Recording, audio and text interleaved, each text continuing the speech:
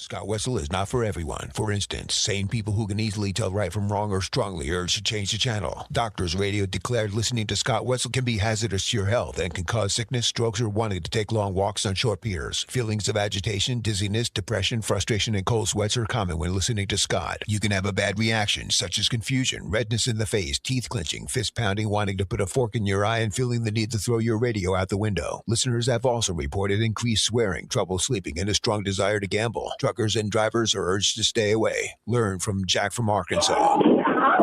As for women, don't even think about it. Oh no, my nipples clearly got erect. You've been warned. Now, here's your host, Scott Wetzel.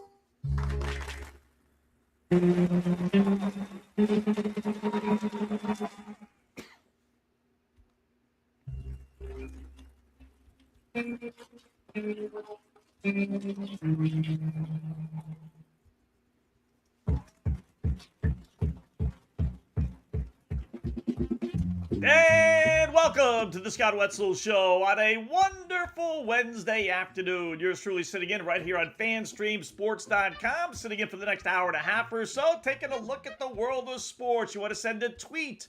It is at Opposite Picks. That's OPPOSITE Picks, P-I-C-K-S. Email me. Go to the website, OppositePicks.com. Hit the contact Scott icon and fire away, or just SWOppositePicks at Yahoo.com. Same thing. Little YouTube chat on the Scott Wetzel Show. Make sure you hit that like and subscribe button. A lot to get to today, as we always say, but in this case it is especially true. LIV, lives on. How about that? NFL head coach is set up to die. Red Sox alive and well. Mr. Vegas right again. Time to utter those 5 dastardly words. Wetzel Black Cloud strikes again. Eating your young and horse racing. Be careful what you ask for, WNBA. You might just get it.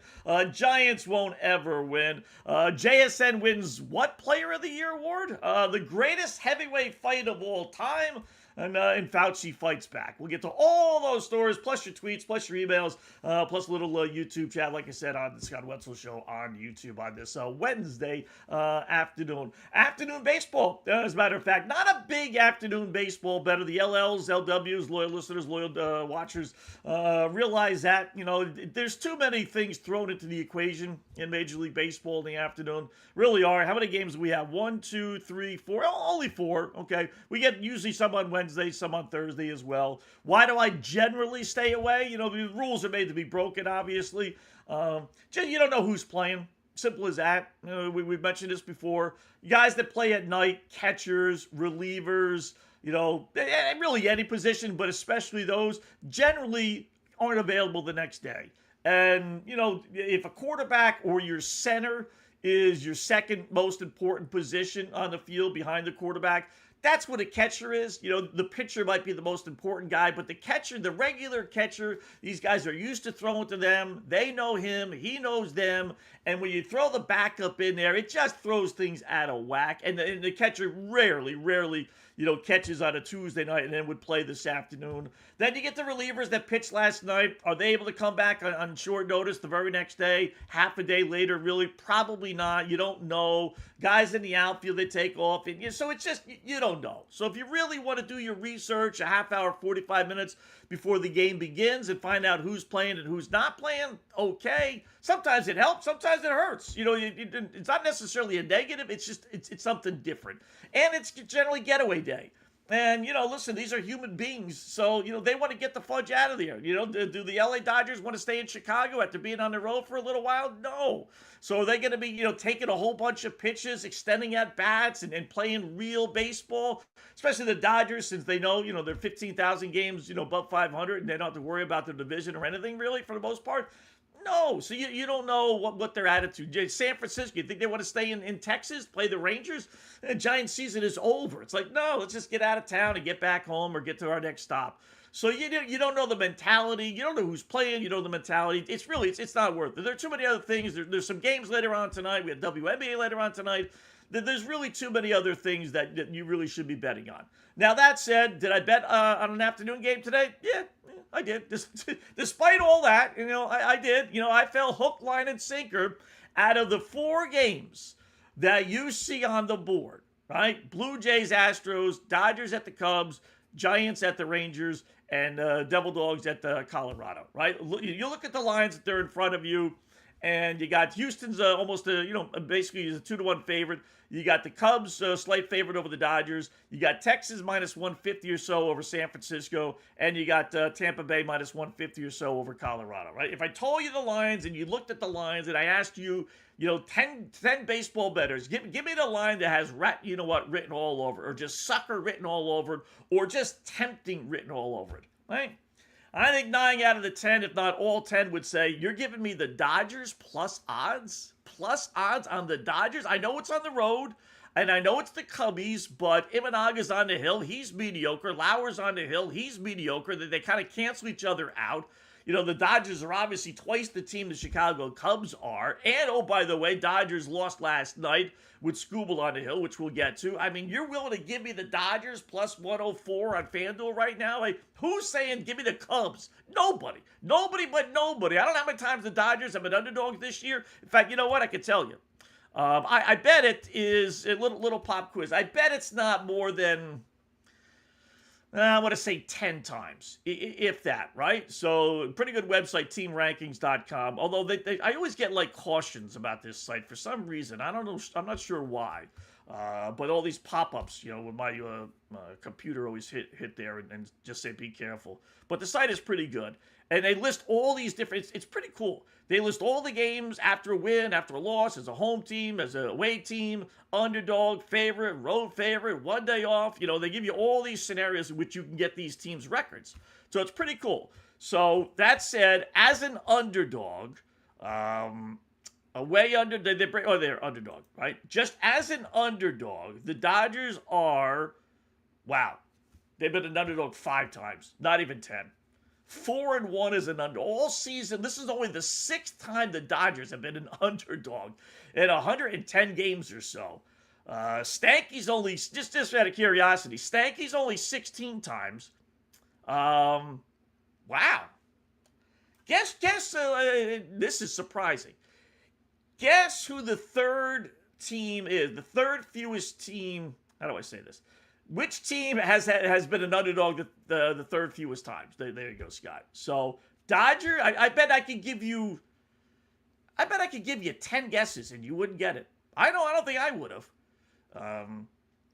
Dodgers 5, Stankies 16. In fact, Stankies are actually the third team.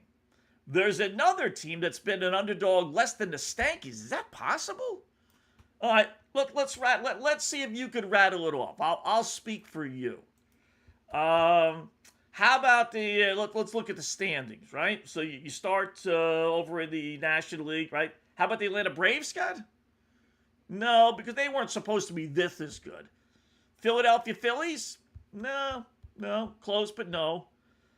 Milwaukee Brewers? It can't be the Brewers, right? Because they weren't supposed to be this good, right? No. How about those Cubs we talked about? Maybe the Cubs, they were supposed to be good. You got to think of a team that was supposed to be good and has been pretty good to maintain that reputation. No Cubs. That's 4. Let's go to the American League. We mentioned the Stankies, so it can't be the Red Sox? No.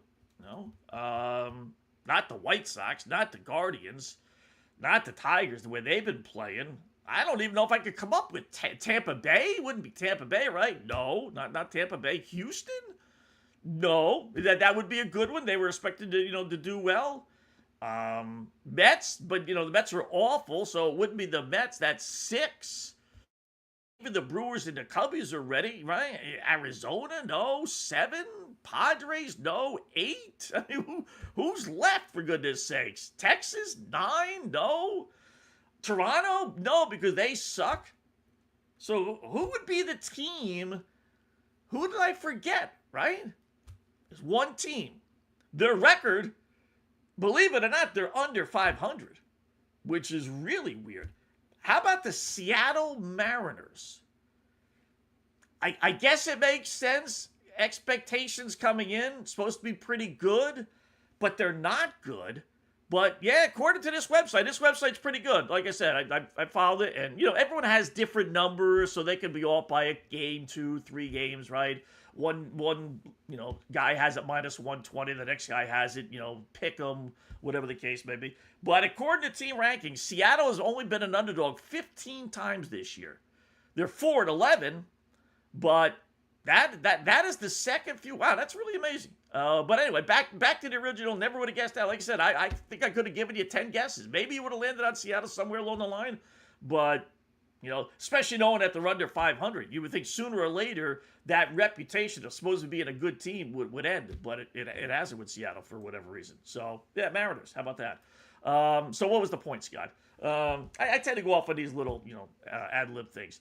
The point is the Dodgers are road underdogs today. So for only the 6th time, so who's laying odds, knowing that they're 4-1 as an underdog, knowing that, they might get swept in a 3-game series as well, which is hard to do. They're not playing good ball. They're 500 since the All-Star break now. The Red Sox have put them in a little bit of a rut here, and they can't get out of it. But that said, I will take the Dodgers. I bet the Dodgers. I've hook, line, and sinker, bet an afternoon game, which is not smart, and then bet the Dodgers, which has got sucker written all over it. But let me see the Dodgers get swept by the lousy Chicago Cubs. I don't think the Cubs are any good. I really don't. So, but we got that game. Then we got San Fran, Texas, and then Tampa Bay and Colorado. Actually, a pretty decent pitching match. I wish it wasn't going to be the case because the one guy we do like to play for Colorado is this Sugano dude. I told you about him. He's 11-4, right? Tomoyaki Sugano. He's 11-4. Keep in mind the Rockies are 45-69. So the Rockies are 24 games under 500. He's 7 games over 500. That's a 31-game swing. That's how good this dude is. And they win, as the record would indicate, 11-4. They win his games when he pitches, believe it or not. Thank goodness for him. The Rockies this year, 7-1, 7-2, 8, 9-2, 9-4, 11-4, 11-5, 11-6, 12-6. They're 13-6. 13-6 when this guy pitches. So same thing, 7 games over 500. For a team that's, like I said, 25 games under 500, 29, whatever the hell it was, almost 30 games under 500, that is phenomenal. Phenomenal.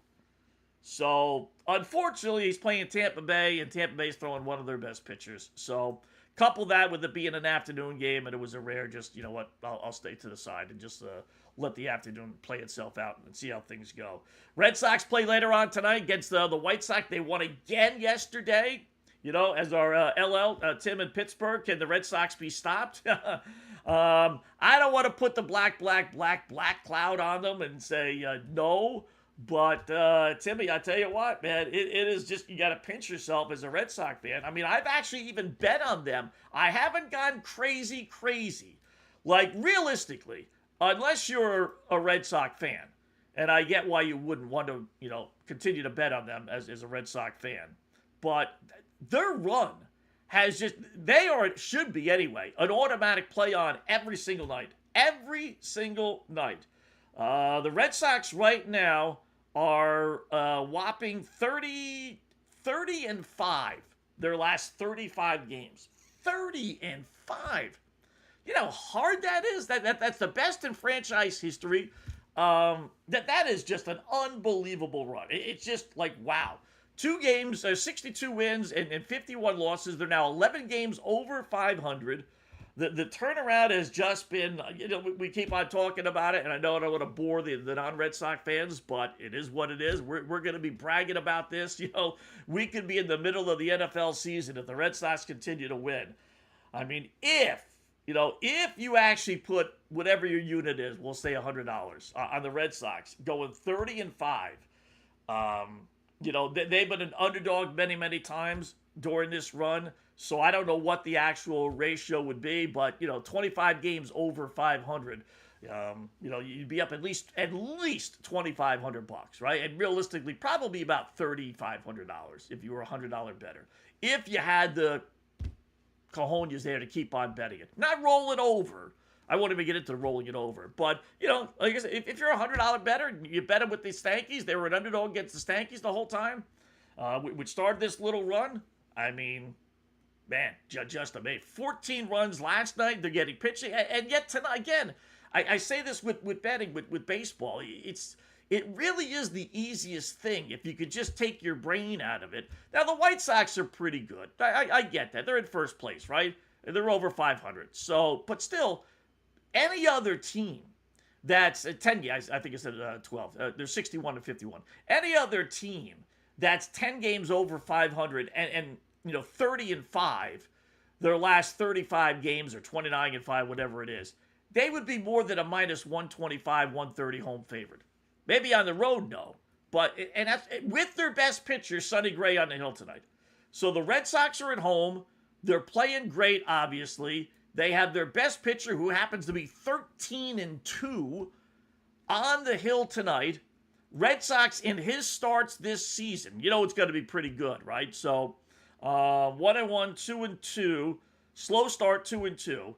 But 3, 4-2, 5-2, 6-2, 6-3, 7-3, 8-3, 9-3, 9-4, 10-4, 11-4, 12-4, 13-4, 14-4, 14-5, 15-5. 15-5 in his starts, and they're only minus 128 on FanDuel at home. As we told you before, the professional bettor, the wise guy, the guy that does this for a living, and all the other mumbo jumbo stuff that you hear about, right? He's throwing away the card. I don't even want to see the card. Well, how do you know who's playing tonight? Doesn't matter. Well, how do you know who's home, who's away? Doesn't matter. How do you know who they're even playing? Doesn't matter. Well, who do you want to bet then? Just give me the Red Sox. Just give me the Red Sox. That's it. What about the line? Doesn't matter. Unless it's 2-1. Tell me if it's 2-1, then maybe minus 180. Then I'll think about things. Is it minus 2-1 or even minus 180? Nope, not even close. Give me the Red Sox. That's what the pro is doing, and he's walking away. Going into the window in the casino or online, plunking down his money, and just I'll see you tomorrow with my winning ticket. That's what the real guy is. Who cares about? Who's winning between Los Angeles, the Angels, and Baltimore, or the A's and the Reds, or the Mets and even Cleveland, and San Francisco, Texas? Who cares? Who knows? All these teams suck, right? Just keep betting the winning streaks and the losing streaks. It's the greatest sports axiom of all time, as we tell the LLs and LWs all the time. Winners bet with streaks, losers bet against streaks, and the Red Sox are the perfect example. I mean, who's going to, even if you think Boston's going to lose today, like, I got this little hunch, Scott, it's not a good spot, blah, blah, blah, blah, blah. Hey, who's actually going to the window and betting the White Sox today against the Red Sox? Why would you do that? Why would you do that? Maybe you don't bet Boston. You don't want to lay the minus 130 or whatever. But to actually bet against a team that's 29-5 or 30-5, whatever they are, I mean, and people wonder why they lose when it comes to gambling. Oh, they're not going to go 31-5, though, Scott. They're due. They're overdue. It can't happen. Famous last words. So that's the headliner today. Red Sox and the White Sox, who got swept last week by Boston in Chicago, and now hopefully Boston does it again. They're 5.5 back are the Red Sox. Wild card race. They are in second place now, just a game in the loss column behind the Yankees. Still only 1.5 up in the crazy American League. You think after 30-5, 29-5, whatever the case may be, right, that they would be solidly in a playoff spot. And, 5 games up is that's not invincible. It isn't. Not especially when you have Minnesota, Texas, Baltimore, Detroit, and Seattle all within 2 games of the final wild card spot. So that means that you have to keep on winning and have all those other teams lose in order to gain 1 game. Otherwise, if Minnesota and Texas, which have the same record, if one of those 2 wins, then you don't gain any ground. If Baltimore, Detroit, which have the same record, one of those 2 wins, you don't really gain any ground.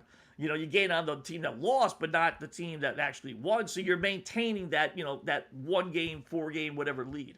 So it's but pinch yourself as the Red Sox continue to win. So we got Paul Skeens on the hill later on tonight. I read something, not actually heard, but I read something the other day. I don't, I love Twitter, X. I really do. It's goofy. We come up with all our videos and stuff there for the most part. But, one, you always got to question what you see. And then two, you always got to question what you read. Because a lot of times I'll read something and then they'll show a link to the story. Then you read the story and it's completely opposite what the link said. Or it had actually nothing to do with what the actual tweet said, right? So, but I did see one, I think it was yesterday or 2 days ago. And they were talking about Paul Skeens. And, Skeens has not been, the prototypical Paul Skeens. He's 9-9. And people were giving him excuses. I said it over the weekend. He's like the Scotty Scheffler of golf. But I don't even think he's getting to be Scotty Scheffler anymore. In that he's coming close. He's pitching well. He's just not winning the games. Kind of like Scheffler. Yeah, he's not winning the tournaments, but he's finishing in second, third, fourth place. No big deal, right? So they're comparable. But now Skeens is to the point where he's not even like coming close. Dude's only 9-9, and his ERA is close to 4. 3.90. I don't know how many people would guess that without actually knowing, right? And his last several outings, 5 runs last outing against Cincinnati, 5 runs, these are earned runs too, 5 runs against the Cubbies the time before that. Did have 3 good outings in which he allowed 1, 2, and 2 runs, but then he allowed 7 before that, 4 before that.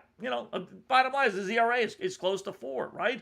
And I read, and I don't know this necessarily to be true, that he had heard that guys who, he looked into it, and guys that have all these arm issues are just throwing the ball too hard.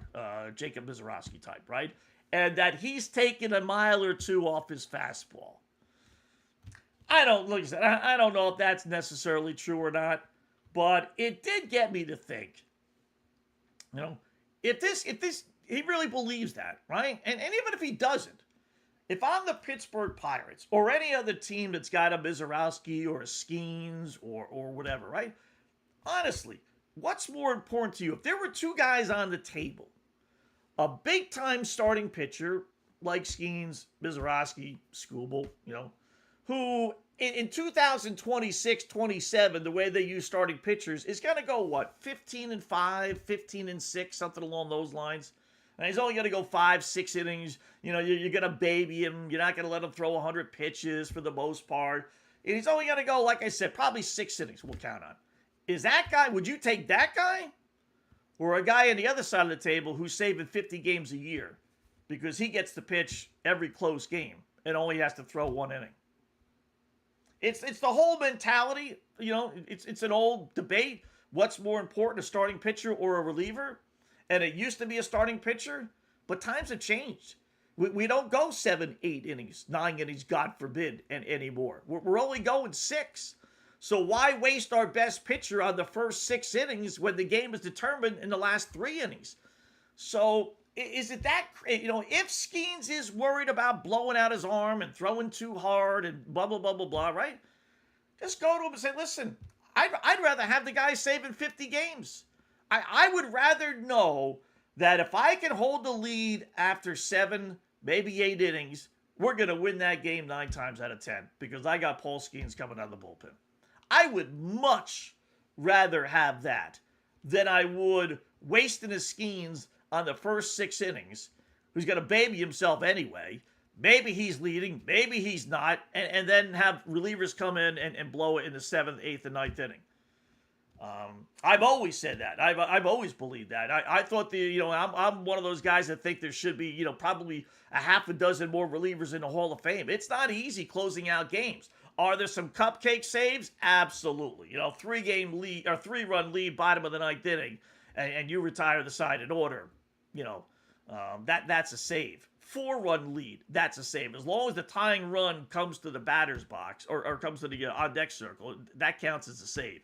So, yeah, there are some, definitely, but give me the guy that can close out the game, the Aroldis Chapmans of the world. And I don't think so. But, people say the greatest closer of all time, don't forget, Mariano Rivera. He started out as a starter. He bombed out. He was awful. And then he went to closing games.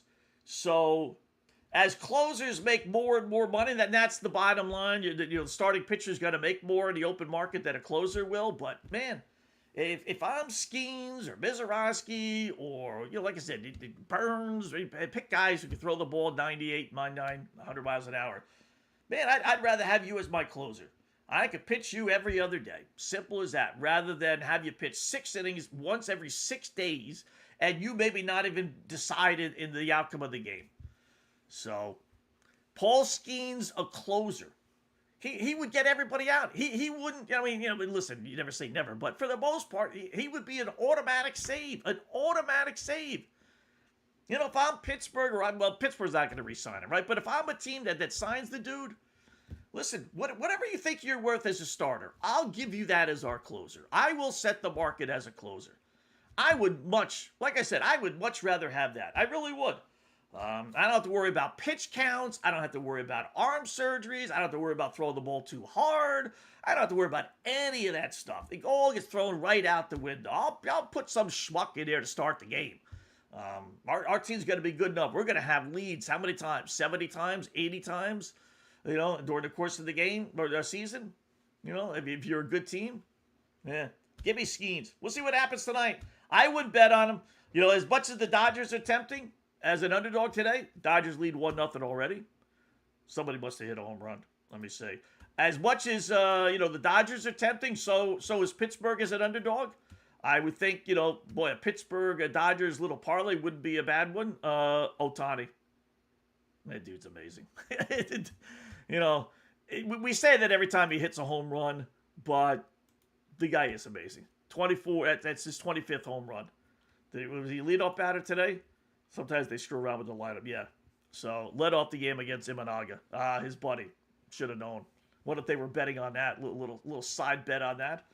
Yeah, that's Dodgers plus odds. I would definitely take that. So, yeah, you get Pittsburgh plus odds, too. So, some interesting lines tonight. Red Sox being a small favorite. Pittsburgh with Skeens as an underdog. I do like the over in that game 7. Casey Mize makes his debut for the San Diego Padres. The other Detroit Tiger pitcher. Oh, by the way, that got traded. So that's down on the barrel. And one of our favorite whipping boys is back. Good old Andrew Painter of the Philadelphia Phillies. Oh, was he god-awful. He was an automatic cash cow for the bettors. Just keep on betting against him. Oh, it was a beautiful thing. He was so bad. In fact, oddly enough, he actually pitched well his last outing before they finally yanked him and sent him down to the minors. He allowed only 2 runs against Baltimore. But before that, 6 runs, 5 runs, 6 runs, 4 runs, 8 runs, 5 runs, 4 runs. He was just brutal. So 1-8 with an ERA close to 7. They recalled him and put him back in the starting rotation against the Washington Nationals tonight. So you got probably, Washington plus, 175 or so is probably not a bad bet. I like the underdogs today. That is one thing in the afternoon. If you are, forcing yourself to bet it, I would bet the underdogs in the afternoon because of that catcher stuff and people not playing. I think they're definitely live underdogs. So good, pretty good baseball schedule for the board today. All right, NFL. Well, we'll get to NFL in a second here. How about Live? Live lives. How about that? LIV, golf secured funding supposedly. An outside investor, Saudi Arabia, the country itself lost basically so much freaking money that they just said that's it, we're done. See you later. So they had to go find some more funding, and they found some more saps. They made the announcement today. They hope to finalize the deal in September, but they got, a lead investor. Didn't say who, didn't say how much, but it's got to be a ton of money. They were asking for $250 to $300 million to keep the league, if you want to call it that, afloat. And the Saudis' public investment fund spent more than $5 billion the past 5 seasons, $1 billion a year. Now, they didn't necessarily lose all $5 billion, but they probably came pretty damn close, right? Nobody talks about the LIV. I don't really care. I know the Saudi Arabia thing is a little, dicey there for sure with 9/11 living here in New York, but the United States is doing business with the Saudis, so I hate to say just it is what it is, but I don't watch it. I will say I don't think I've watched one tournament. If you told me give me a winner of one, I don't even know where they're playing. There is this perception that all the weekend events are in Saudi Arabia. That's not the case. They're all around the world, including here in the United States. So they are all over the place. I think Fox is broadcasting. One of the networks, I think it's Fox, broadcast some of their events, or NBC, one of them. But I've never watched. I'm not a big golf bettor. I like golf, play golf, watch golf, interested in golf. I know the guys, but I don't bet it. It's too hard. It's who the hell knows who's going to win this year in particular. Look at this year. Look at all the winners, first time winners this year. All these 40, 50 to 1 shots. Sounds easy to get, but it's one thing to hit a 50 to 1 shot in college football or NFL or NBA. There's always so many teams. Golf, you got 150 guys that are 50 to 1. So for you to pick out the one guy out of the literally 100 that are 150 to 1 that every once in a while wins, forget about it. It's impossible. So, but they said they got agreement in place. So, they got the 10 tournaments lined up. Bryce DeChambeau was at a players meeting today at the Trump course over in New Jersey. So they got 5 team signature events in the United States. They got 5 team majors, whatever those are, in South Africa, Australia, England, Hong Kong, and Mexico. So I guess it's good. One more thing for the golfing world to be able to take control of.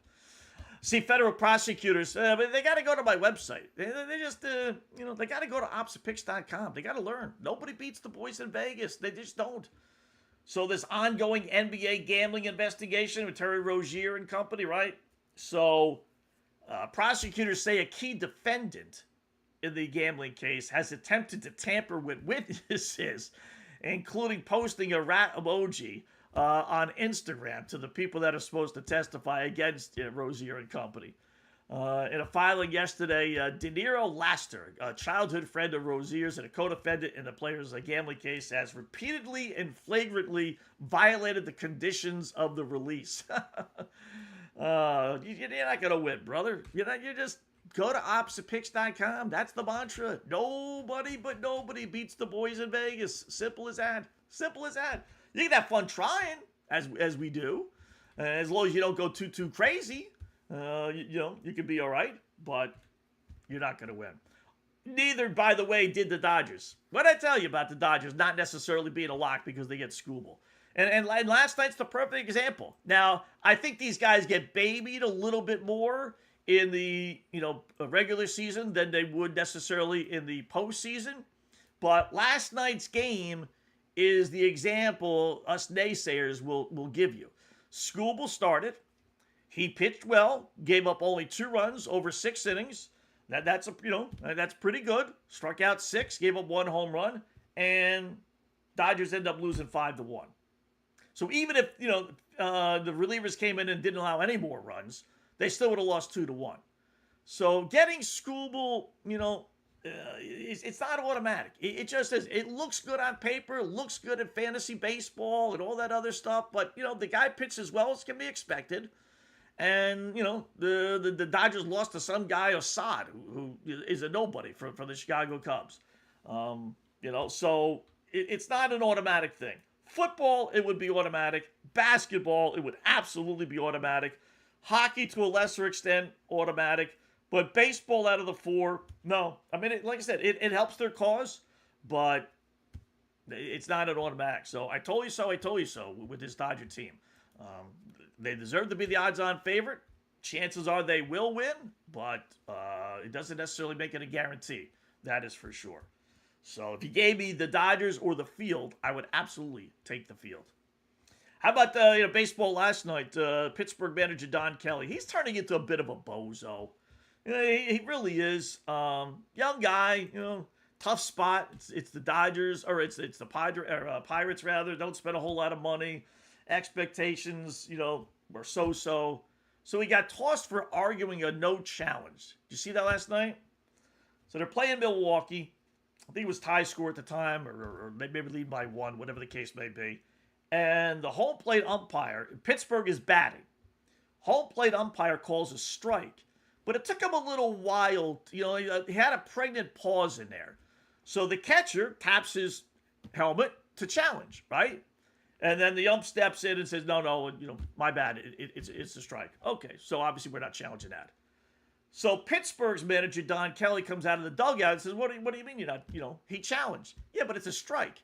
Yeah, but he challenged. Yeah, but you dope, it's a strike. Yeah, but he still challenged. So, you got to, you only have so many challenges, even if you get them right? So why don't you go to a challenge? And the ump was like, listen, dude, I made a mistake. I waited too long to call the strike. I've been in this spot every once in a while, because I rarely make mistakes refereeing, girls' 5th, 6th grade basketball, AAU, right? But every blue moon that I happen to get distracted by some good-looking broad in the crowd, I'll make a mistake, didn't see it. And get a coach that yells and screams, and you walk up to the dude, you just say, listen, man, I missed it. I just, you fess up. You just say, you know what? That girl's like half naked in the stands with huge knockers. I got distracted. I missed it. And 99 times out of 100, the guy will be just like, okay, I get it. We all make mistakes, right? That's what the home plate umpire did here. And Kelly, because he's a putz, didn't take that as an excuse. He kept on going, and finally the home plate ump had no choice but to throw him out. It's just like, you could disagree on things. I thought it was a strike. You thought it was a ball. I thought it was out. You thought it was saved. I thought it was check swing. You didn't. And you could argue back and forth and both kind of stand your ground. But when you get one side that says, no, my bad, I effed up, and the other side doesn't acknowledge that and just say, all right, end of the argument. I won. I know you can't change it. At least you admitted it. If that doesn't end the argument, then the guy who effed up isn't the bad guy. The other guy is. And in this case, it's Kelly. That's pretty weak. It's no big deal. It's a stupid challenge, for goodness sakes. And they would have won the challenge anyway, because they challenged it. Who says you're challenging it was a ball? I mean, maybe he would have argued you're challenging it, that it's a ball and it was a strike, and you would have lost your challenge because of that. But no, I don't know if the rules are written that you have to challenge it being a strike. Like, just bear with me here, right? Say it's a 3-0 count, and you want it to be ball 4, and it's called a strike. If you're a catcher, can you challenge that to turn it into a ball? I guess, right? Same thing if it's called a strike. Do I have to challenge it that it's a ball? Can I just say, all right, I think it's a strike. I'm going to challenge it. So I called it a strike, so there really is no challenge, right? I don't know what the official rules are on that, but that was pretty stupid. It really was. So anyway, got some news on the New York Mets. Well, we'll take a break here. No news it's basically no news. It really is. But little pop quiz, a couple more baseball notes, tons of football notes. Hard Knocks on HBO was last night. I watched a little bit of it. Boy, did someone screw up in the NFL. And then we got our coaches on the hot seat. Coaches most likely to be fired. Some of these sites allow you to bet on who the first coach will be fired. We'll go over that as well. So a lot to get to here. Still plenty. A greatest boxing match of all time. Got some highlights of that as well. It's a Wednesday afternoon right here on FanStream Sports.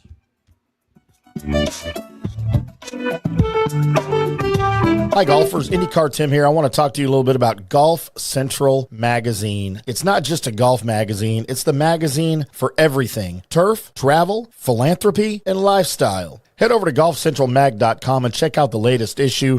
Some of the regular features in Golf Central Magazine: the Golf Bachelorette of the Month, the Golf Bachelor of the Month, the Golf Cart Girl of the Month, Golf History, Grip It and Sip It. So head over to golfcentralmag.com. It's free. It's the magazine for everything: turf, travel, philanthropy, and lifestyle. Golf Central Magazine at golfcentralmag.com. We'll see you there. Sports fans, it's time to gear up. Head to fanstreamsports.com and check out our brand new merchandise store. We're talking bold t-shirts, 3/4 zips, hoodies, hats, mugs, and more. Everything you need to rep your favorite shows and your favorite crew. Whether you're rolling with the JP Peterson Show in Tampa Bay, From the Rough in Dallas, the Tim May Show featuring Clay Hall, or the Jeff Thidoff Show in Ohio, or any of our FanStream Sports original programming, we've got the perfect look for game day and every day. So don't wait. fanstreamsports.com. Click merch and grab your gear now. Wear the stream, live the stream, fanstreamsports.com. Hey folks, let me tell you about Bay Area Modern Medical Center, a very different kind of approach to primary care. Personalized preventative medicine, not a one-pill-fits-all mentality. Christopher Lugo and his experienced medical staff are proactive in looking at issues before they become a problem, encouraging a healthy lifestyle with proper diet, supplements, and exercise to optimize your active lifestyle. Rather than the impersonal, rushed approach, you will be the only patient and will have our full attention. That's new. Getting old is inevitable, but feeling and looking old is avoidable. Bay Area Modern Medical Centers are experts in anti-aging regenerative medicine that optimizes your body's performance in many areas. So call for an appointment to get started on a journey back to full health and a happy life with a new, modern way of healthcare. Call 844-977-3477 or go to BAMMC.com. That's 844-977-3477 or BAMMC.com. Today's show is brought to you by Tomstown, a premier craft distillery based in Kansas City, Missouri. Discover their award-winning lineup, including double oaked bourbon, botanical gin, and double grain vodka, named the best craft vodka by the readers of USA Today. Available for online delivery in 40 states. Visit toms-town.com or their Kansas City distillery to explore more. Elevate your game with Tomstown, where history meets innovation.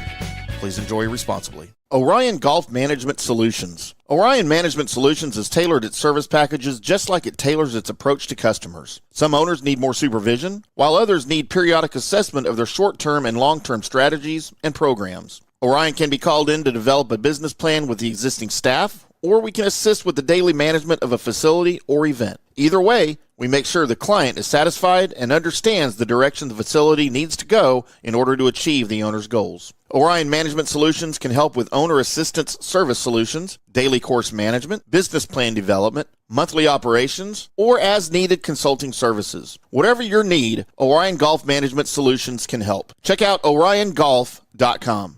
Let's go! Right now, back to the show on FanStream Sports.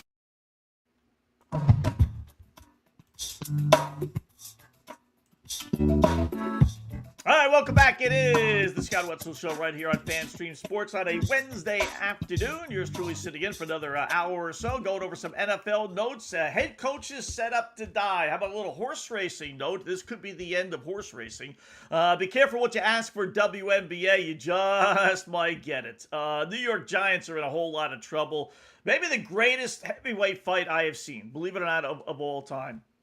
And speaking of fighting, Fauci fights back. So we'll get to all that stuff, including the Wetzel Black Cloud striking again, unfortunately. Two other baseball notes. Pittsburgh released Marcell Ozuna, 1-year, $12 million deal. It's amazing these teams that don't spend money generally, when they do, it never seems to work out. It just never, I don't know what it is, but it just never seems to work out. Good story at Stanky Stadium, and I don't say that too often. The Lombards, don't know them. They're at the stadium watching their son, George Jr., just got called up, taking over at shortstop against Anthony Volpe. So it might be the end of Volpe's short little career with the Stanks, sent down to the minors. So this kid comes up, right, making his debut. Parents got to be there, right? Except they have another son, Jacob, who's making his minor league debut. I forget where that was, right? So what do? They end up going to see the older son. Older son, good choice, right? He hits a home run in his first at-bat. Stankies win last night 2-0. Meanwhile, the younger son, Jacob, he hits a home run in his debut. How crazy is that, right? I mean, you talk about living the high life. That is definitely it. This is why we hate the four-letter network, right? That they pick stories that are old. I've always said that they're not for the person. They're for the casual fan. They're not for the hardcore fan. It used to be the other way around, but, numbers are numbers. It's like a Super Bowl broadcast.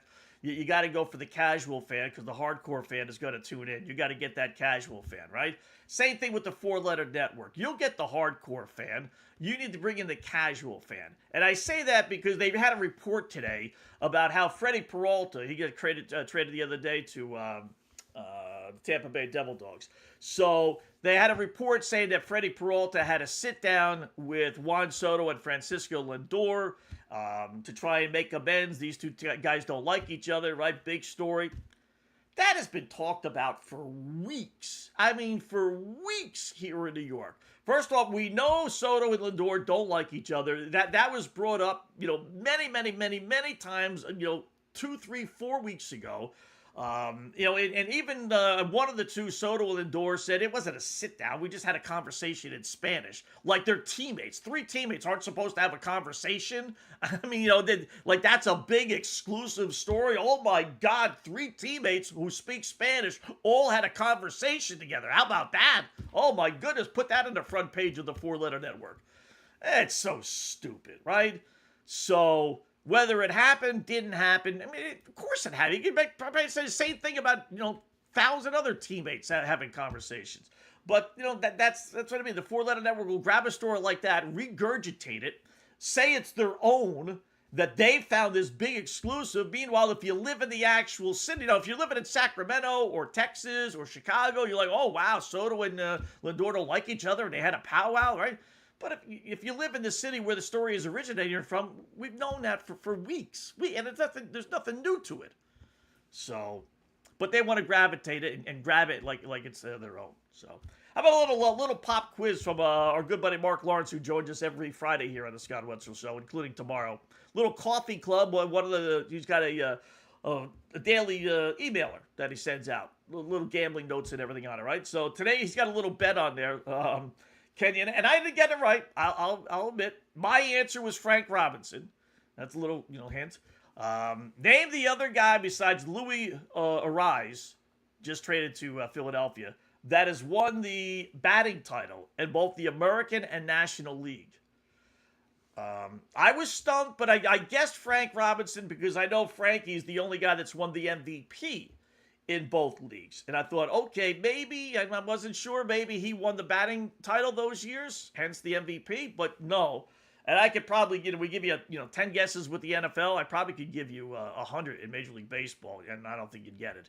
I know I would. DJ LeMahieu won it with the Rockies in 2016.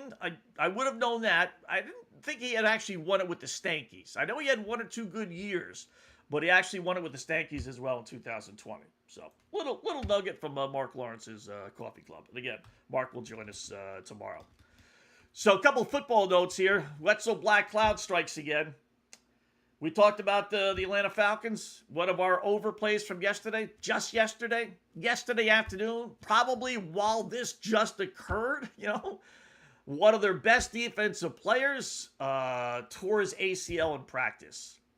On grass, by the way, for all those guys who keep on preaching grass over artificial turf, out for the rest of the season, or for the season. He's a rookie, second-year player out of Georgia, had 5.5 sacks last year. They figured he was only going to get better this year, which makes sense. Blows out his leg. Out for the season. Wow. It's not going to change our bet. We can't. It's already in, but it's not going to help either. But basically, the Falcons' season is going to, rest in their quarterback spot, as most teams are, but especially Atlanta, right? But if you're an edge rusher for the Falcons, that's not a good spot to be in. You have him. You have James Pierce. He was, by the way, number 1 draft choice, 15th overall. So he's not just any player, last year. They drafted James Pierce, first round as well, last year. He was arrested on domestic violence charges. He's facing an NFL suspension. Year before, they used a 3rd-round pick on a defensive player who blew out his leg twice, back-to-back seasons, an edge rusher, blew out his ACL. So the last 3 guys that were supposed to be, the guy for the Atlanta Falcons defense have all gone down to injuries. So I won't take the blame for the other 2, but the Walker one, that's kind of on us. So sorry about that, Falcon fans. Watched the last 15 minutes of Hard Knocks last night. One of the things I did notice I saw is Jackson Smith-Njigba, great wide receiver. So he got the AP Player of the Year award yesterday, or over the summer. And I guess they did. Not I guess they did. They showed the award. I don't know how you make this mistake, right? But on the inscription on the trophy, it says AP Defensive Player of the Year. Oh, how could you make that mistake, right? Not only make the mistake, but then don't catch it. Like, I could see maybe the inscriber just, all right, not paying attention. He's got the player of the year. Okay, 50-50 shot. I'll take defense, and maybe you're wrong. And then when he shows the work to make sure, okay, approve this, did it come out okay? Is this what you like? Did you want something a little different? You want me to tweak it a little bit? Like, nobody says, no, dude, the guy's an offense. He's a wide receiver. You gave him the defensive player of the year. Nobody saw that? I'm more amazed with that than I am making that mistake. The mistakes, like I said, happen. But for nobody to pick it up, wow. So here's a little clip of this is kind of funny, actually, of Mike McDonald, their head coach from yesterday. Everything will pass. Yeah, it does. You're right. Yeah.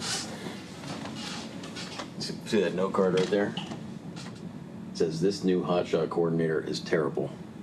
Rex Ryan. And I deserved it. We were dog on defense. And he was talking mad. And back then I used to care so much about, like, image and, like... And now he thinks that we're the best thing ever. Yeah. But it's like, I remember, Yeah, I keep receipts, too. I like to prove people wrong. But even still, there's always this thing of, like, people's version of me and what they think of me is not me. Yeah. So it's like, I'm okay with that. I don't know about that. Who thinks anything bad about Mike McDonald? That was like 4 or 5 years ago. I don't remember what team he was on that he's referencing, right? The McDonald. I think most people think he's a good head coach, right? I mean, the average Joe Schmo, maybe the insider, if you will, doesn't. But, I think for the most part they do. So, like I said, I only watched like the last 15 minutes of it. I don't know if it was good, bad, or indifferent. Seemed like it was, typical, same thing. So, maybe the offer up was something new this year. But I like those. I think most people do really like those for whatever reason. Well, I know the reason, because people don't see the insides of an organization like that and hear them talk. And you got the helmets on. They look like machines. And in reality, they're obviously not machines.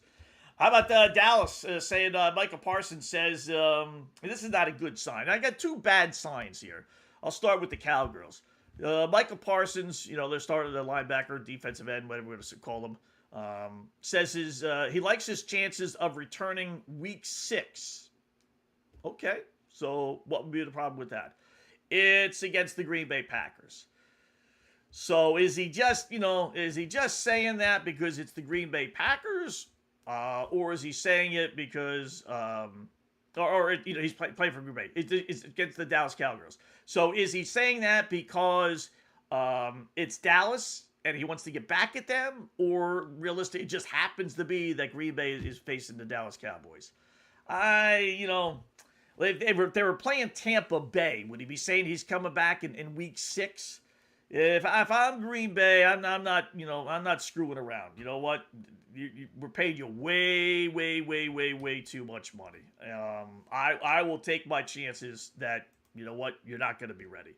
And if that's the case, then that's the case. So I've not, you don't want to screw up with that, right? With the knee injury, you end up blowing out your knee again, and that's the end of that. So yeah, no, not good. Not really good. Green Bay's first 5 games.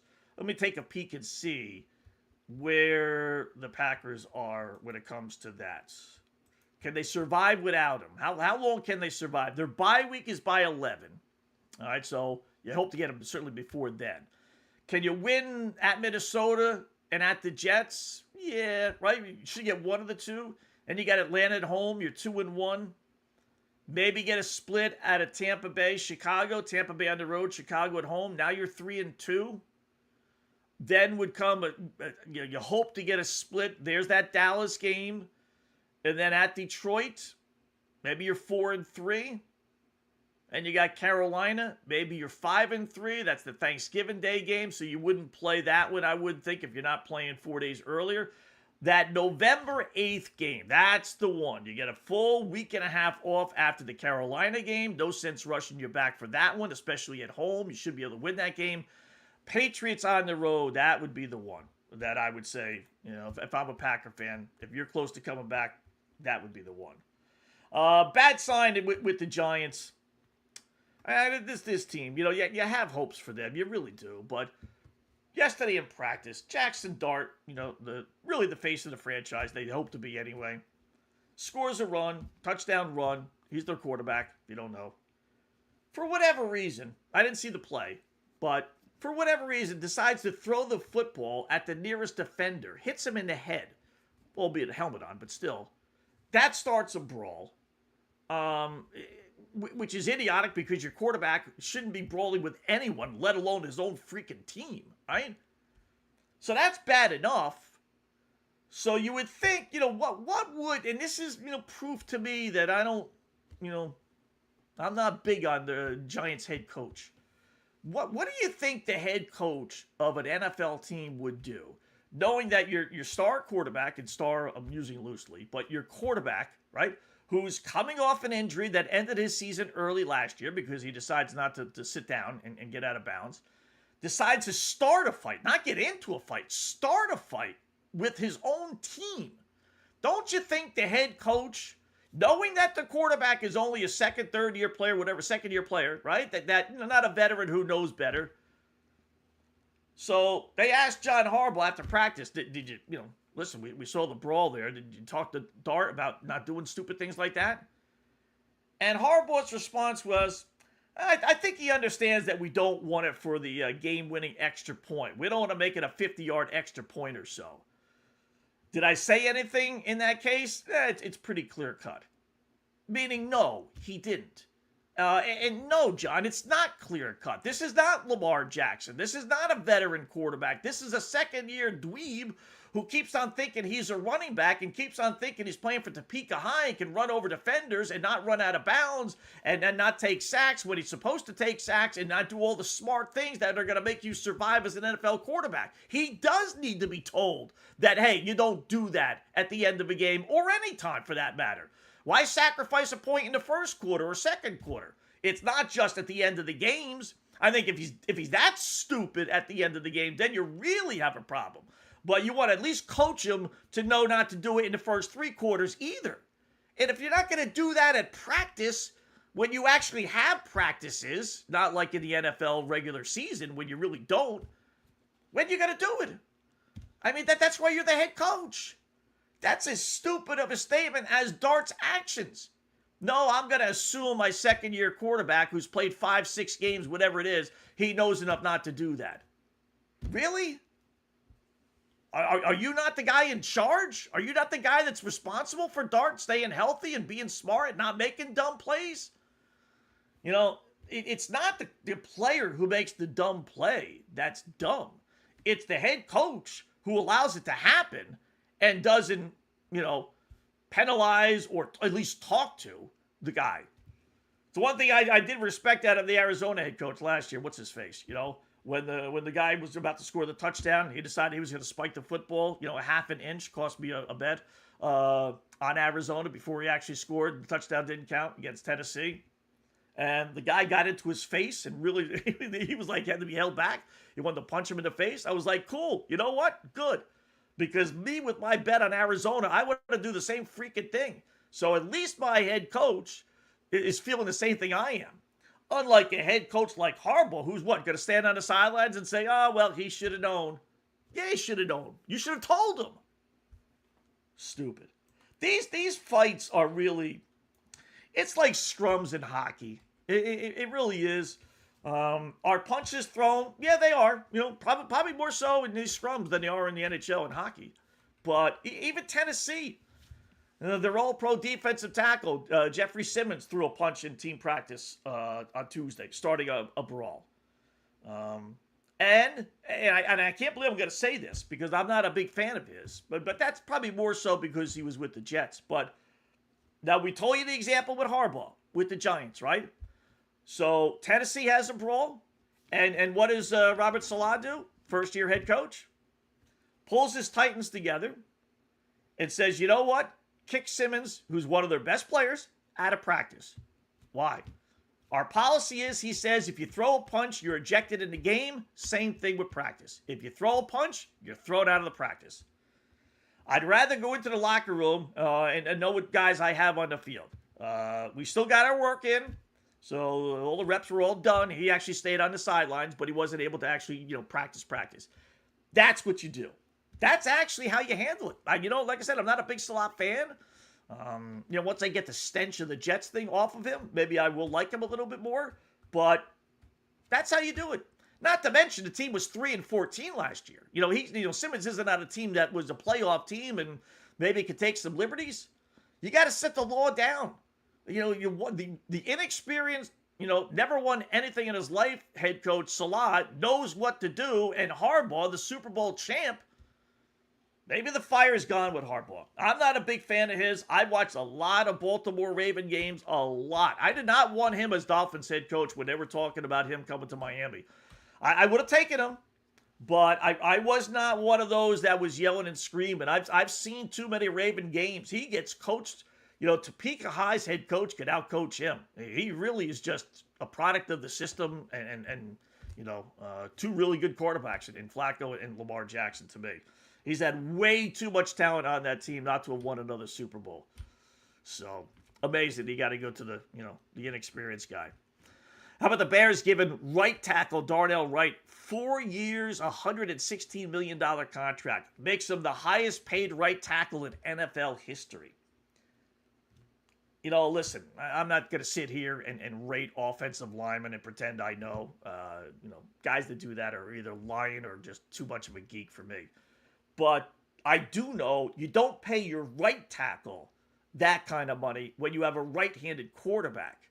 They may run the ball to the right a little bit more and roll out to the right a little bit more, but, so do other teams.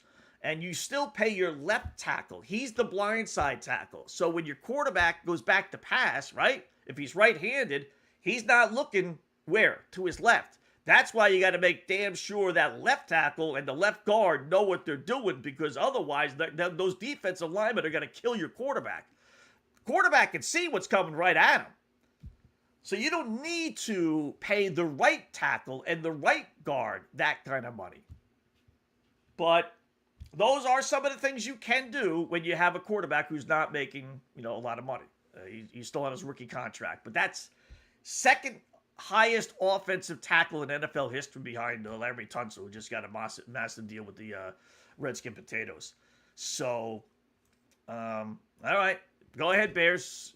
You know what you're doing, but I wouldn't have done that. And then last one before we take a break. We got Pittsburgh's, it's so weird to say Pittsburgh, but Aaron Rodgers on the 4-letter network, right? And he's ripping Fauci the other day and just kill him, as we all have, right? He's a phony fraud. And then basically, Fauci responded, his people did anyway, by saying that Aaron Rodgers knows nothing about football. He should just he should stick to football, quote unquote. David Schluter. In an email to The Athletic. So back and forth they go. You know what? That's all fine, Fauci, but you can't do what you did the other day and keep on pleading the fifth, and then come back and fire away like that, like you fessed up and you told everything about, COVID and everything else is true and blah, blah, blah, blah, blah. No, You got a pardon. You could have said anything. You could have said, I made the stupid stuff up. I'm the one that distributed. I did it all. Don't blame it all on me. He could have said whatever he wanted. He's free to say whatever he wants. And instead, he wimped out completely. So you can't now, when someone attacks you, you can't fire back, that person should stick to football as much as maybe Aaron Rodgers should. Although Aaron Rodgers is a little weird, right? We all know that. So, but no, not. Fauci, whoever actually liked Fauci, although the only thing I will say is this about the COVID, and I had it 3 times. Let's not pretend COVID wasn't real. I think people are going overboard with some of this stuff. Like, no, it didn't happen. We told you it wasn't really, real and this, that. No, it was there.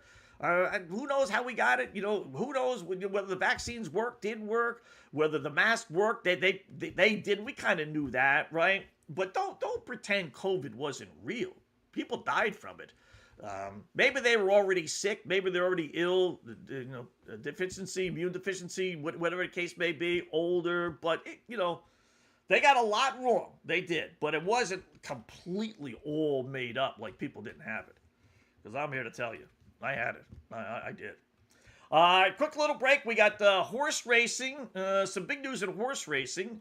Something we brought up the other day. I didn't even know about yesterday. But we've got to bring that up again today. Probably the greatest heavyweight fight I've seen. A little WNBA, and then our marquee, which is the NFL head coaches on the hot seat. I got how many guys? 1, 2, 3, 4, 5, 6, 7. I got 7 guys that are on the hot seat, and then 3 I think will surprise you. We'll get to all that when we come back here on the other side. Scott Wetzel Show on FanStream Sports. Hi, golfers. IndyCar Tim here. I want to talk to you a little bit about Golf Central Magazine. It's not just a golf magazine. It's the magazine for everything. Turf, travel, philanthropy, and lifestyle. Head over to golfcentralmag.com and check out the latest issue. Some of the regular features in Golf Central Magazine: the Golf Bachelorette of the Month, the Golf Bachelor of the Month, the Golf Cart Girl of the Month, Golf History, Grip It and Sip It. So head over to golfcentralmag.com. It's free. It's the magazine for everything: turf, travel, philanthropy, and lifestyle. Golf Central Magazine at golfcentralmag.com. We'll see you there. Sports fans, it's time to gear up. Head to fanstreamsports.com and check out our brand new merchandise store. We're talking bold t-shirts, 3/4 zips, hoodies, hats, mugs, and more. Everything you need to rep your favorite shows and your favorite crew. Whether you're rolling with the JP Peterson Show in Tampa Bay, From the Rough in Dallas, the Tim May Show featuring Clay Hall, or the Jeff Thidoff Show in Ohio, or any of our FanStream Sports original programming, we've got the perfect look for game day and every day. So don't wait. fanstreamsports.com. Click merch and grab your gear now. Wear the stream, live the stream. fanstreamsports.com. Hey folks, let me tell you about Bay Area Modern Medical Center, a very different kind of approach to primary care. Personalized preventative medicine, not a one-pill-fits-all mentality. Christopher Lugo and his experienced medical staff are proactive in looking at issues before they become a problem, encouraging a healthy lifestyle with proper diet, supplements, and exercise to optimize your active lifestyle. Rather than the impersonal, rushed approach, you will be the only patient and will have our full attention. That's new. Getting old is inevitable, but feeling and looking old is avoidable. Bay Area Modern Medical Centers are experts in anti-aging regenerative medicine that optimizes your body's performance in many areas. So call for an appointment to get started on a journey back to full health and a happy life with a new, modern way of healthcare. Call 844-977-3477 or go to BAMMC.com. That's 844-977-3477 or BAMMC.com. Today's show is brought to you by Tomstown, a premier craft distillery based in Kansas City, Missouri. Discover their award-winning lineup, including double oaked bourbon, botanical gin, and double grain vodka, named the best craft vodka by the readers of USA Today. Available for online delivery in 40 states. Visit toms-town.com or their Kansas City distillery to explore more. Elevate your game with Tomstown, where history meets innovation.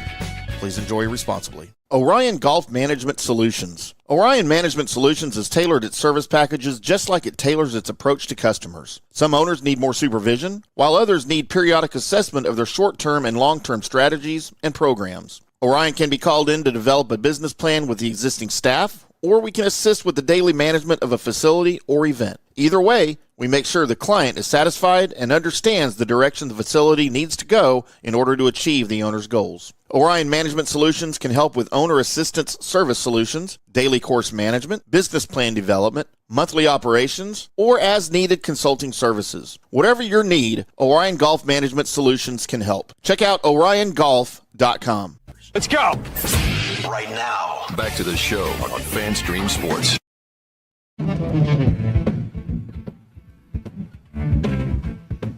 All right, welcome back. It is hour number 2 of our almost 2-hour extravaganza. Scott Wetzel sitting in for another hour or so right here on FanStream Sports on a Wednesday afternoon. FanStream Sports. Got some NFL stuff to get to. Looked at the baseball, hour number 1 with the games this afternoon. I'll take a look at some of the scores here. We did like the Dodgers today as underdogs on the road against the Cubbies. Didn't think they were going to get swept. I know the whole world probably thought that. And we generally stay away. And lo and behold, they're losing 3-1. It kind of figures. Astros 3-0 over the Blue Jays heading into the 4th. That Dodger-Cub game still in the top of the third, and Giants and Rangers no scores. They head to the bottom of the second, starting in just a couple moments, Tampa Bay and Colorado. We're going to stay away from those. Games I do like tonight, like the Nationals. You want to grab them plus 175 against, we talked about earlier, Andrew Painter, who's been nothing short of awful. Just recalled him from the minors. Maybe he's turned things around, but I'll take my chances he hasn't. You got to keep on playing the Red Sox, laying $130 at home against the Chicago White Sox. I mean, how can't you with Sonny Gray on the hill, their best pitcher? I'd stay away from Pittsburgh with Skeens on the hill, even as an underdog. Don't trust that. And I do like the Padres. We like to give you a 3-pack. Didn't give you 3 yesterday. We kind of forgot about that. Casey Mize is making his Padres debut in Arizona against the Diamondbacks. Generally I look for spots where you're going to get an absolute 100% honest effort. And I think you're going to get that with Mize tonight. So I do expect them to beat Arizona, who lost last night 9-4. I knew that line with Edgar Rodriguez was too good. They were basically pick 'em. You can pick out these lines, but you never can stop yourself from playing them. It is amazing. So those are the 3 plays a little bit later on today. All right, some more football news. Do a little NFL. So here you go. These are the players that I have on the proverbial hot seat. I'll start with the hot seat. Really only have one. There's a lot of first-year head coaches, I must say, this year, and generally, not always, but generally, you get at least 2 years, right? This is year number 2 for Aaron Glenn with the Jets. That's like year number 4 for every other organization. But when it's the Jets, and you got the longest, streak going of never being in the postseason or winning a postseason game, and it's the same old Jets, right? That year number 2, like I said, is like year number 4 for anybody else. You generally don't get a third year. And things were so bad last year with the Jets. When the casual fan watches a game, and they could point things out like, boy, that doesn't make any sense. What are they doing? That's when you know it's really bad. You could lose, and you could point out plays and stuff, and players aren't doing well. But when mistakes are made, like punting on third down, not that they ever did that, but when egregious mistakes are so bad that the casual fan watching on TV is like, that is stupid. Like, having a football with a minute left, they did do this a couple of times before the first half would end, and they would just run a couple of plays and not try and score. Things like that. It's like, what are you doing, Aaron? What are you doing, right? Calling time, using all those timeouts in the first half, stupid stuff like that. So they were bad last year. They were. He cannot survive another 5 or 6 win season. He just can't. I don't think he's getting to 7, 8, or 9. So I think he's probably the first one out the door. That former Jet stuff, for being hired is great. Former Jet, I get all that. But nobody cares if he was a former Jet or a former Miami Dolphin or a former Tampa Bay Buccaneer or a former Topeka High player. At this point, second year, again, it's year number 4. Second year for him, that stuff gets thrown out the window. Nobody cares. So if he doesn't get off to a good start, listen, they were calling for his head last year as bad as it was. That's how bad it was in year number 1. And we've seen coaches get fired their first year and the team just say, wow, we just made a mistake. Let's cut the cord. But their opening, is not, at Tennessee, that's winnable. Green Bay at home, that's almost winnable. I don't think you're winning at Detroit or Chicago. Then you got Cleveland at home. Then you got New England on the road, probably a loss. But then you got the Jets, and then you got the Raiders. So that schedule is good for the Jets. If they can't come out of that, how many games is that? 1, 2, 3, 4, 5, 6, 7, 8. If they can't be at least 4-4 with Tennessee, the Dolphins, and Vegas, the 3 other worst teams in the NFL, literally, right? In addition to those other games, if they can't be 4-4, and he's even 3-5, and then he's got at Kansas City, loss, Buffalo, loss, at the Chargers, loss.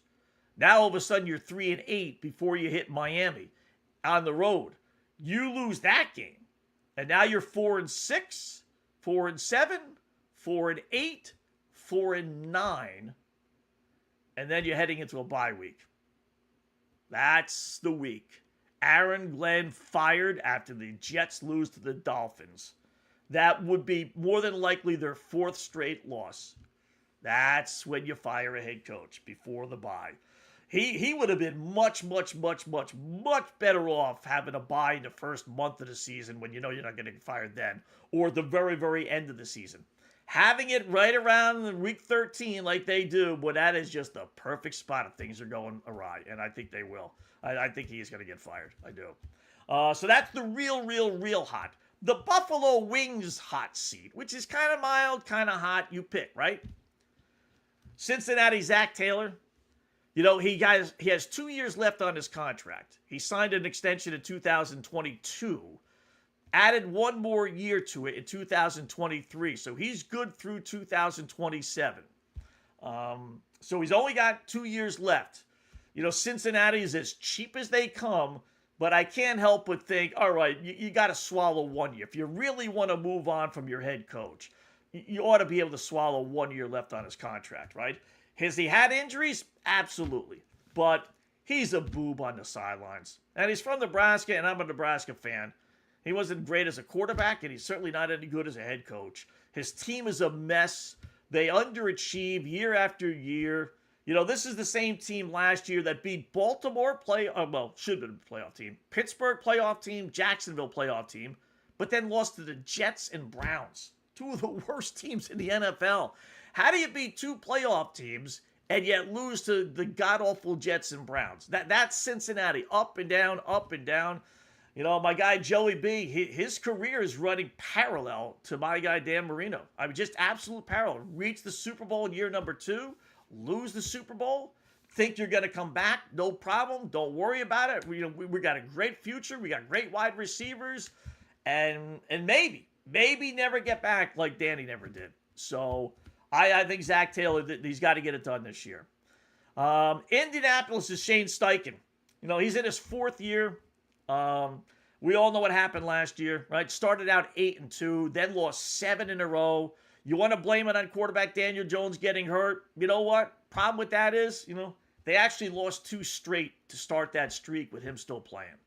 So, in fact, it probably saved his job, Steichen's job, just because, all right, we're going to give you a pass. It's not your fault, even though it was his fault. Even though that's when head coaches really distinguish themselves, right? When you have a setback like that, you know, you try and get a couple of more wins. You know, they were a couple of wins away from making the playoffs, but they just couldn't get out of that hole. They just couldn't. That's where the head coach is to blame. They do re-sign Daniel Jones, so they're going right back in. But, you know, the trouble also is that Jacksonville has gotten a whole lot better, and Houston is still really good. So Jacksonville 2 years ago was awful. Indianapolis was kind of ahead of them, and now Jacksonville is ahead of them. So when you get leapfrogged by somebody, God forbid Tennessee should be any good this year, then you really put the pressure on the head coach for Indianapolis. So I got a feeling Danny Nichols, as we like to call him here on the Scott Wetzel Show, he's not any good. You know, he's just not. Got fortunate last year of his contract before he, screwed up and got hurt. He probably would have been exposed for being the fraud that he is. So, yeah, I think Steichen's out at the end of the year as well. Then another one, these are the surprising ones. If you not surprising, but lesser, we'll just say. But Buffalo Wild Wings could be good, could be bad. How about Tampa Bay's Lovie Smith? This is a case of what have you done for me lately? You know, perception is that they have a real NFL quarterback, and I think they do in Baker Mayfield. Wide receivers are pretty darn good, although they lose, what's his face to San Francisco. Scott, you said Lovie Smith? Yes. Oh, not Lovie Smith. Yeah. Todd Bowles. Todd Bowles. Yeah. Okay. You know why we made that mistake, right? Yeah, Todd Bowles. Exactly. Todd Bowles, yes. So what have you done for me lately, right, Todd? Not a whole lot. Last year, they don't make the playoffs. And here's the key to it all. You know, he's a defensive guy. The offense is terrific, right? Wide receivers good, running backs good, quarterback good. But he's the defensive guy, Bowles. He's not the offensive guy. So they didn't make the playoffs last year, and they didn't commit to quarterback Baker Mayfield for whatever reason, right? They lowballed him. We know that. Baker crying about it last week. So if they don't make the playoffs again this year, I could really see Tampa Bay just saying, we're just going to reload. We're just going to reload. That's it. Baker, we're done with you. Bowles, we're done with you. Bring in a new head coach. Get a decent draft choice, top 15 if they don't make the playoffs, and just start fresh. I could see that. I definitely could. How about Dave Canales for Carolina? Third year. Scott, he made the playoffs last year.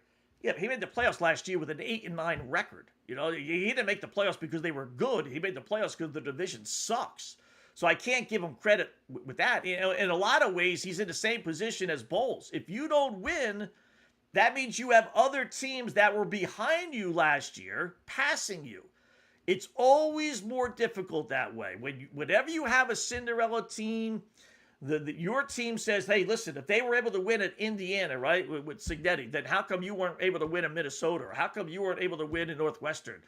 So we're going to fire your ass. If Indiana was still Indiana football, those guys probably would have gotten fired. Same thing here. Like, if Atlanta can win, or Tampa Bay can win, or God forbid New Orleans should win, Dave, what are you doing? So it's just not a good look. And he was brought in for what reason? To resurrect Bryce Young's career. Has he gotten a little better? Yes. But if, again, they don't make the playoffs, that means he's regressed. He didn't go one step forward. He went one step back. And like I said, when you're interviewing, when you're replacing Frank Reich, and you're talking to different people, you're not coming into an organization saying, yeah, that Bryce Young, he sucks. You know what? I'll be your head coach, but boy, our quarterback sucks. So you better go get a new guy. I know it's only year number 2, but you know what? He blows. You'll never get hired. So what do? You come in and you say, oh, yeah, that was great. Bryce Young is the greatest thing in the world. I can make a winner out of him. He could do this. He could do that, blah, blah, blah, right? You sell yourself, not really yourself. You sell yourself on Bryce Young being good. So when Bryce Young is not any good, you get fired. You don't say, okay, you're a smart head coach. Our quarterback stinks, and so we're going to go get you a new quarterback. You say, no, you told us Bryce Young was good. You told us you could win with Bryce Young. You promised you could win with Bryce Young. So if they don't make the playoffs, again, same as with Bowles in Tampa Bay. Just like with Baker and Bowles out, I could see, Bryce Young and Canales both being out. They're tied at the hip. They really are. And by the way, that would make 3 straight losing seasons. When everything is said and done, make the playoffs last year again, but still, it would be a losing season. So, all right, these are the Jim Harbaugh hots. These are like, this guy's not going to get fired. No way, right? Well, we said that about Jim Harbaugh, right? Or John Harbaugh, rather. Who thought, John Harbaugh was going to get fired, right, from Baltimore? Nobody. So that's where these guys fall into the category. First one I'll give you is Kevin O'Connell, Minnesota.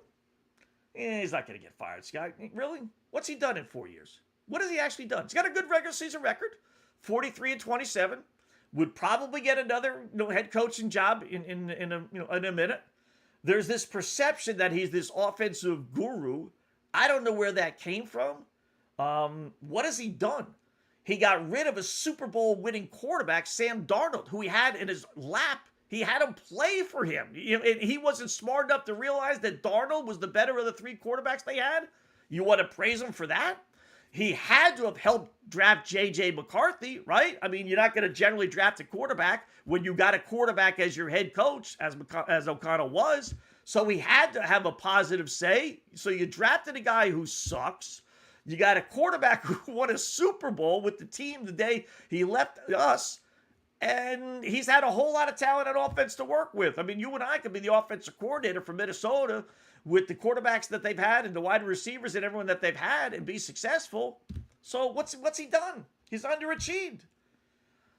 Again, it goes back to the Harbaugh thing. You don't think Harbaugh would ever get fired, right? But organizations can only last so long before they just say, well, it's not happening. Any head coach can take us to this level. We need you to take us to the next level. And you're not, Kevin. You're not taking us to the next level. I think he's overrated as a head coach. I really do. The other guy would be in the same division, Green Bay's Matt LaFleur. Again, terrific record in the regular season. Playoffs, though, complete different story.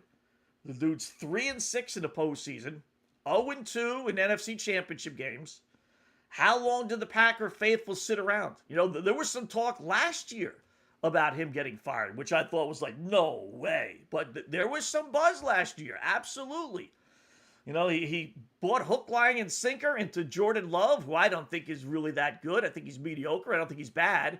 But I think he's just a mediocre quarterback. They lost to the rival Chicago Bears in the postseason last year, which means, you know, back to Carolina, Tampa Bay. The Packers have fallen behind Chicago now in the standings. Now Chicago is a bit ahead of Green Bay, which you might accept with Minnesota, and you might accept that with Detroit, but I don't think you're going to sit well with Packer fans knowing that you're behind the Chicago Bears. So if Green Bay, you know, makes the playoffs, God forbid doesn't, and gets knocked out in the first round, yeah, I could definitely see, I didn't look up his contract, but I could definitely see Green Bay saying, you know, tried it, gave you a good run, you know, 8th year, haven't gotten us to the Super Bowl. We've had good quarterbacks. You've had Aaron Rodgers. You had, you know, Jordan Love. We gave him $1 gazillion. You told us he was a great quarterback, and you still haven't gotten done. So, yeah. Which one ultimately do I think is going to be fired first? I'll give you two in the 1-2. I do think Aaron Glenn probably is the first to go. I think he's on the shortest leash. Let's put it that way. Leash. Leash, too. He just, you know, it's the same old Jets thing. I don't think people in Indianapolis say same old Indianapolis. They say that in New York. You just do. And he, like I said, he almost got fired last year. And I think if he wasn't a former Jet, he probably would have. So he's that close. He really is. They bring in Reich, you know, hopefully he could kind of turn things around, but they have a coach, if you will, in waiting. If they were to fire Glenn. And the schedule is tough. The AFC East has got a brutal schedule this year, including the Jets.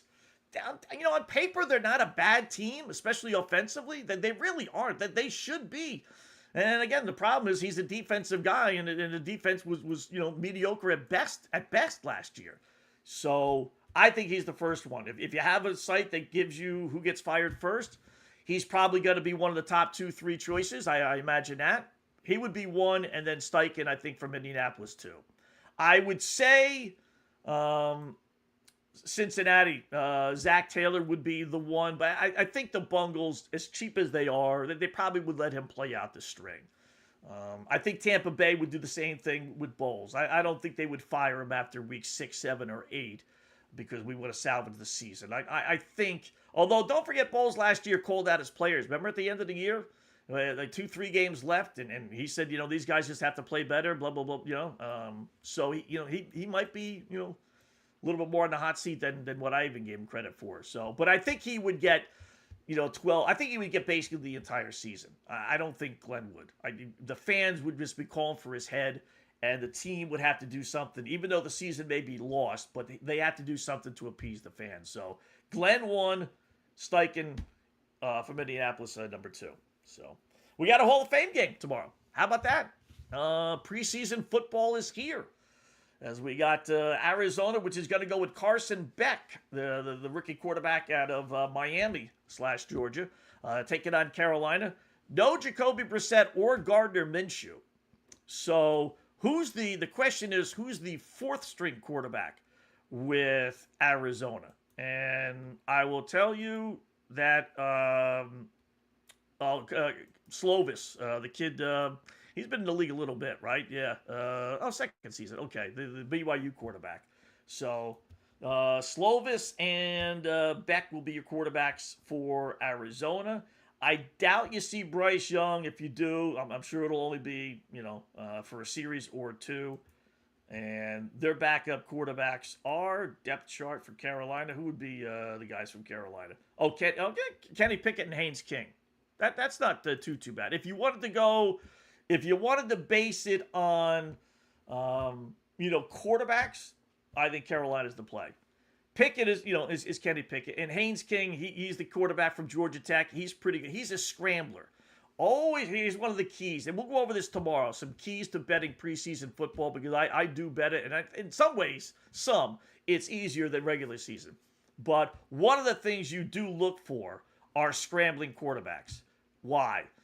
Well, because the pass rushers that they're going up against, second, third stringers for the most part, they don't have that quickness. They're not, it's not like that. So the NFL quarterback, though, even a kid out of college who's used to running around, that's his forte. That's it makes his bread and butter. He scrambles around, so he could do that. Might not be able to read an NFL defense. Might not be able to throw the ball fast enough to a wide receiver, but he, by golly, can run around the pocket, and he could scramble. That's for darn sure. So I lean towards Carolina. They're a 1.5-point favorite, with the over-under being 35.5. So some of these Hall of Fame games, they're not high scoring, but they're they get up there, lately, last couple of years anyway. So. Couple more things, one or two more football things, including Vince Young, a little update on him. We got the horse racing to get to.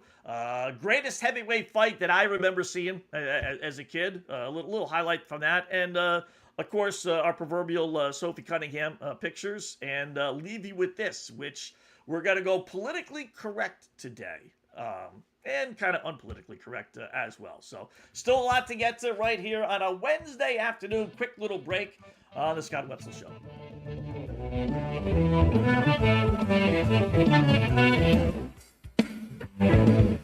Hi, golfers. IndyCar Tim here. I want to talk to you a little bit about Golf Central Magazine. It's not just a golf magazine. It's the magazine for everything: turf, travel, philanthropy, and lifestyle. Head over to golfcentralmag.com and check out the latest issue. Some of the regular features in Golf Central Magazine: the Golf Bachelorette of the Month, the Golf Bachelor of the Month, the Golf Cart Girl of the Month, Golf History, Grip It and Sip It. So head over to golfcentralmag.com. It's free. It's the magazine for everything: turf, travel, philanthropy, and lifestyle. Golf Central Magazine at golfcentralmag.com. We'll see you there.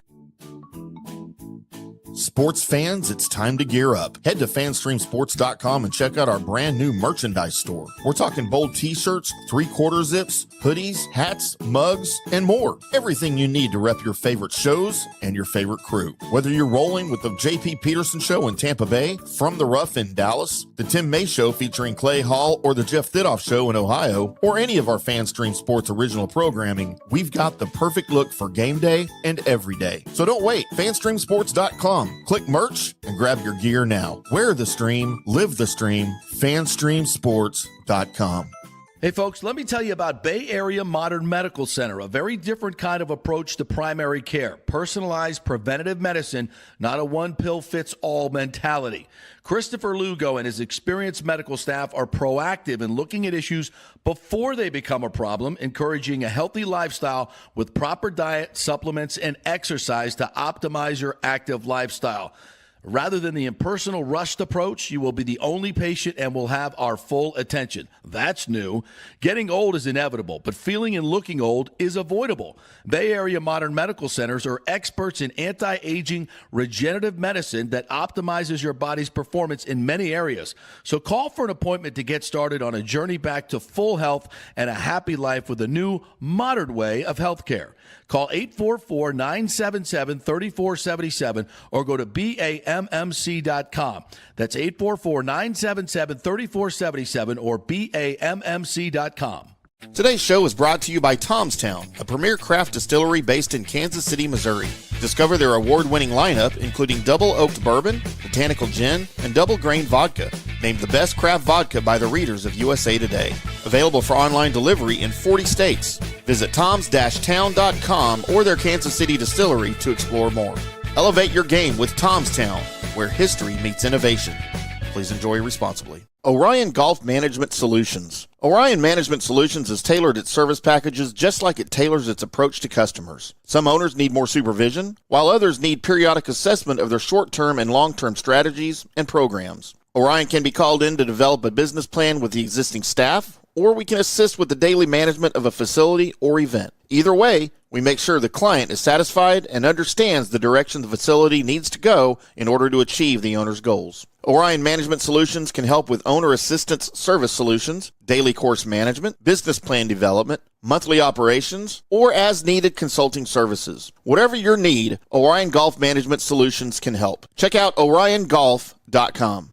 Let's go! Right now, back to the show on FanStream Sports.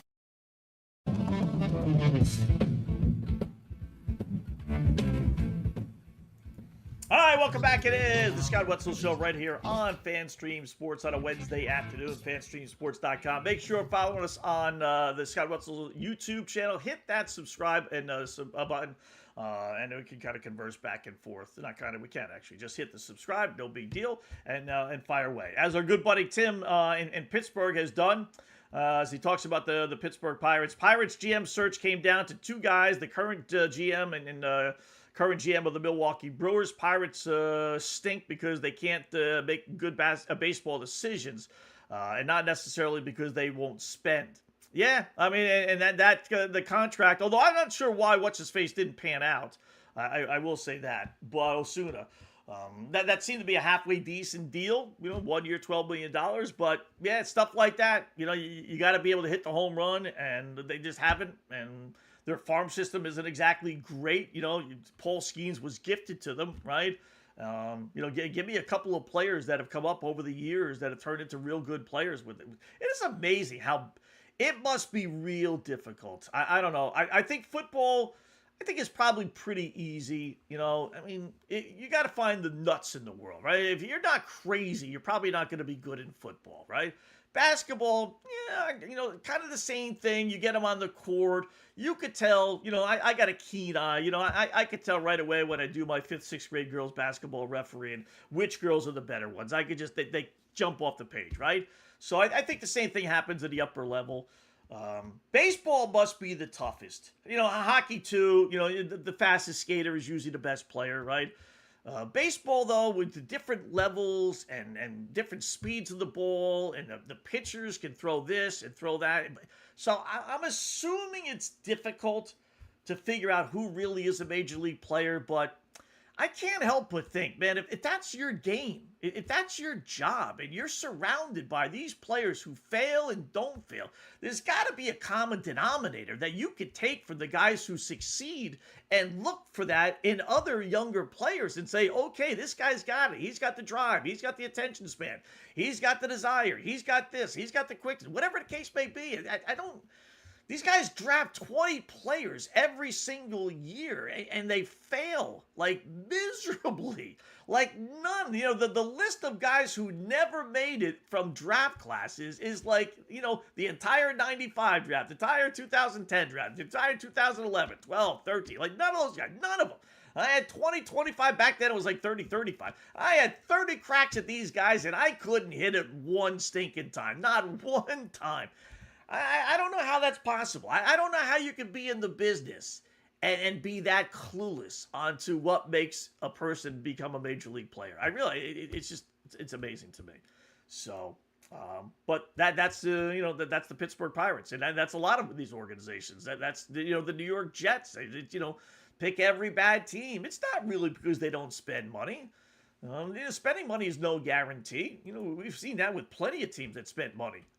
It's just knowing what talent is and what talent isn't. So, we brought up, I didn't know this. We brought up Vince Young yesterday. We were kind of just, every once in a while, we'll have a reflection back. Like today, we'll look at a boxing match.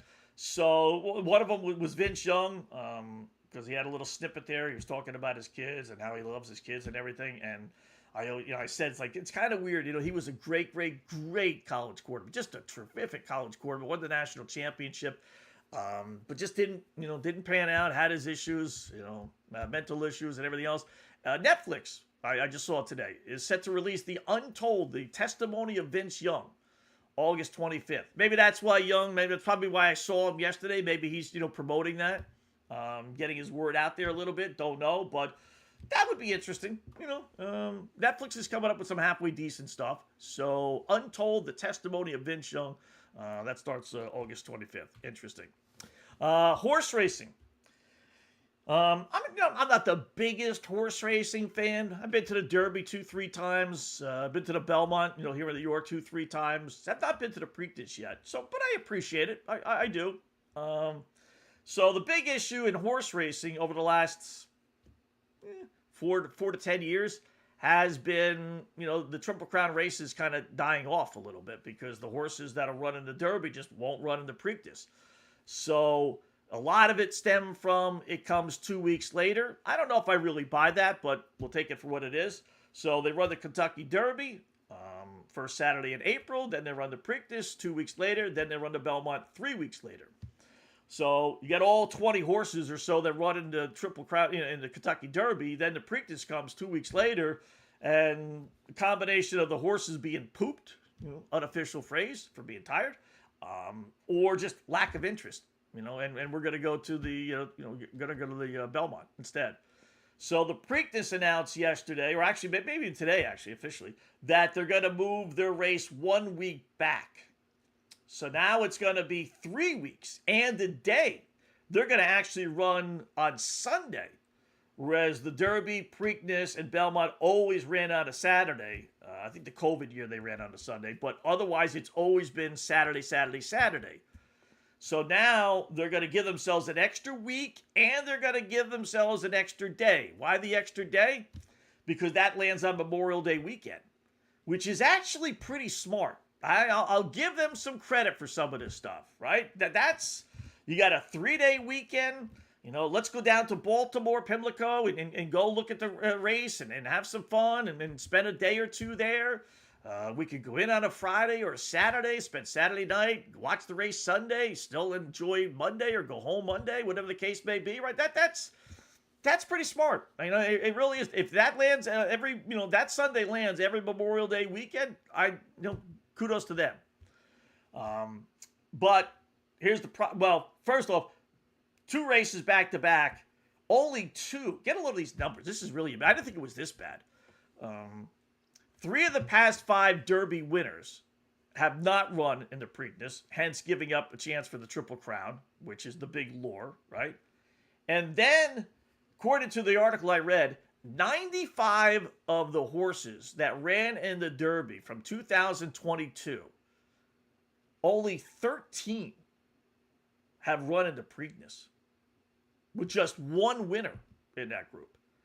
So only 13 out of the 95 horses. I mean, that's just, you get all this publicity with the Derby, and you get all the talk and the run-up, and everyone's talking Derby and the horses. We're all familiar with these horses. So when you get brand new horses for the Preakness, it's just not the same. It just isn't. It's like a pyramid, with the Kentucky Derby being at top. And if you're any good, if you're worth anything, you're running in the Derby.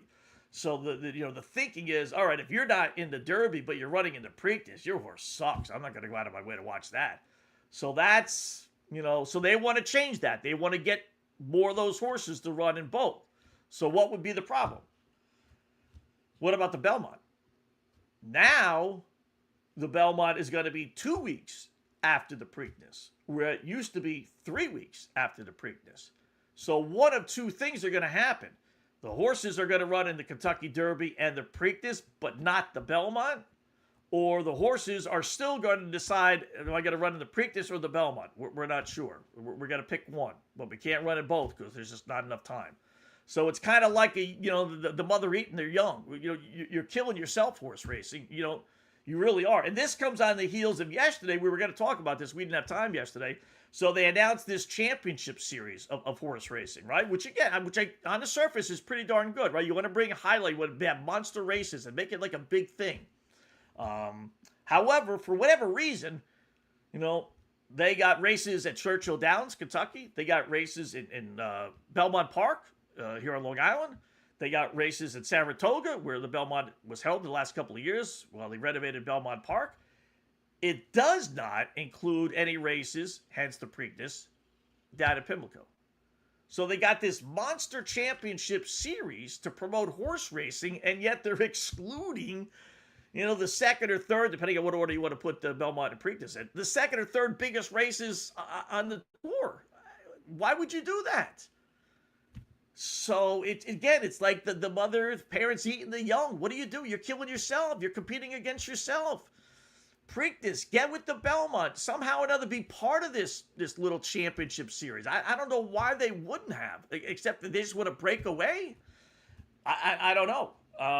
Or Belmont, listen, if the Preakness is going to be 3 weeks after the Derby, then maybe you guys should be your typical 3 weeks and move your race as well. I mean, there's nothing really going on Long Island that they couldn't, move it a week later. But if they don't want to play partners with Preakness and they want to have this championship series, it's just, is this going to help this 3 weeks? Yes, it'll help. Is it going to cure betting and horse racing? No. 2 reasons. One, because of all things we just said. It just seems like a big cluster, right? They're all just hopping on top of each other. They're all going to be competing against each other. The other thing is, you want to make horse racing real again, and it's been a long time. You got to go back to the Secretariat days, right? You want to make it real, you got to change the betting system. Simple as that. What do you mean, Scott? No other sport do they use the pari-mutuel betting system. What's that? That is where you go to the track and you got a horse race in, 15 minutes, we'll say.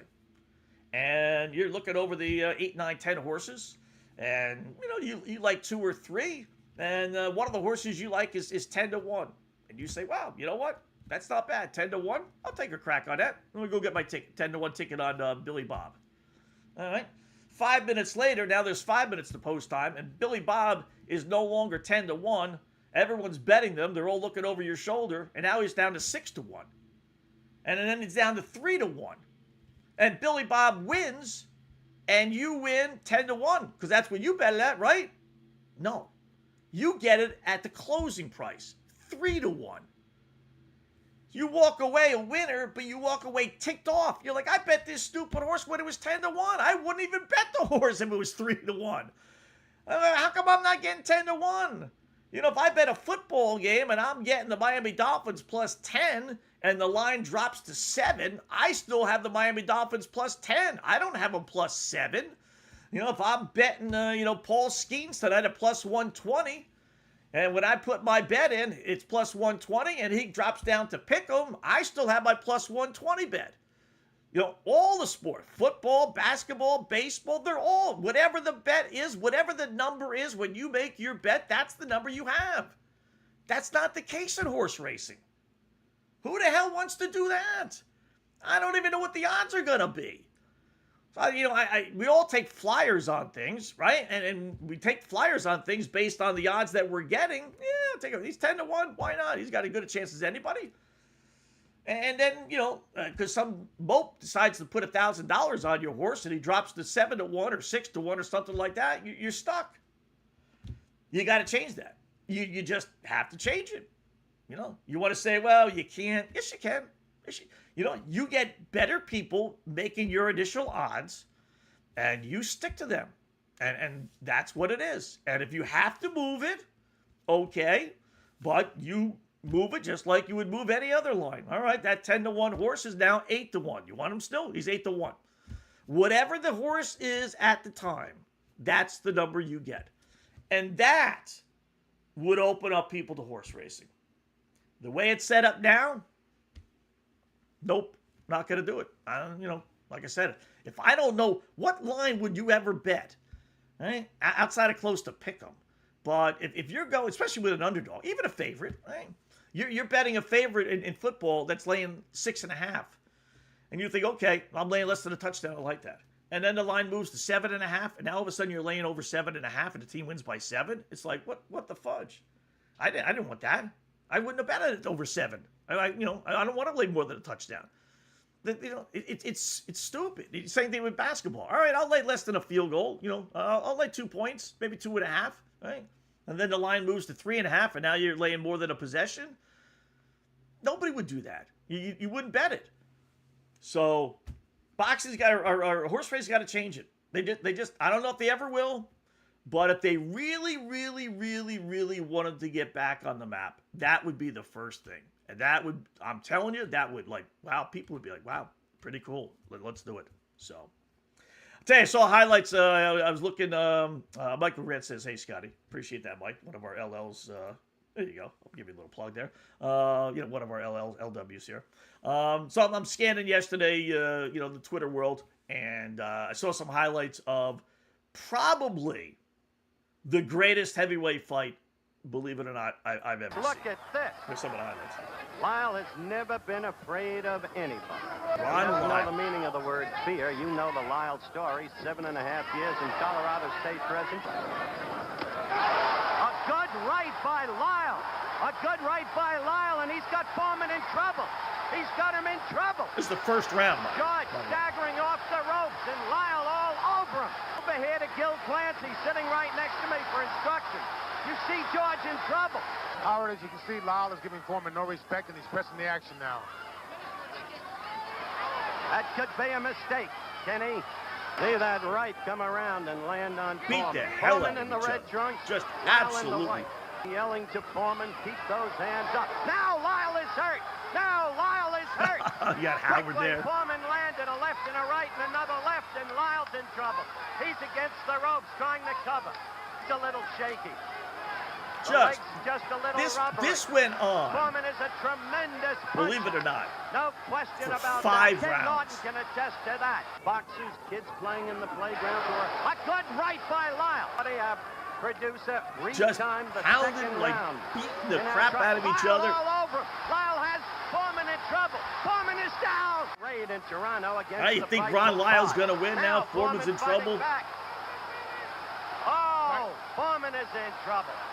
Lyle caught him with a Poor Howard doesn't know what to Now, say. George, And down goes. Now George struck back. Now George fought back. And the Foreman hit him in the body. Down George went at the Lyle. head.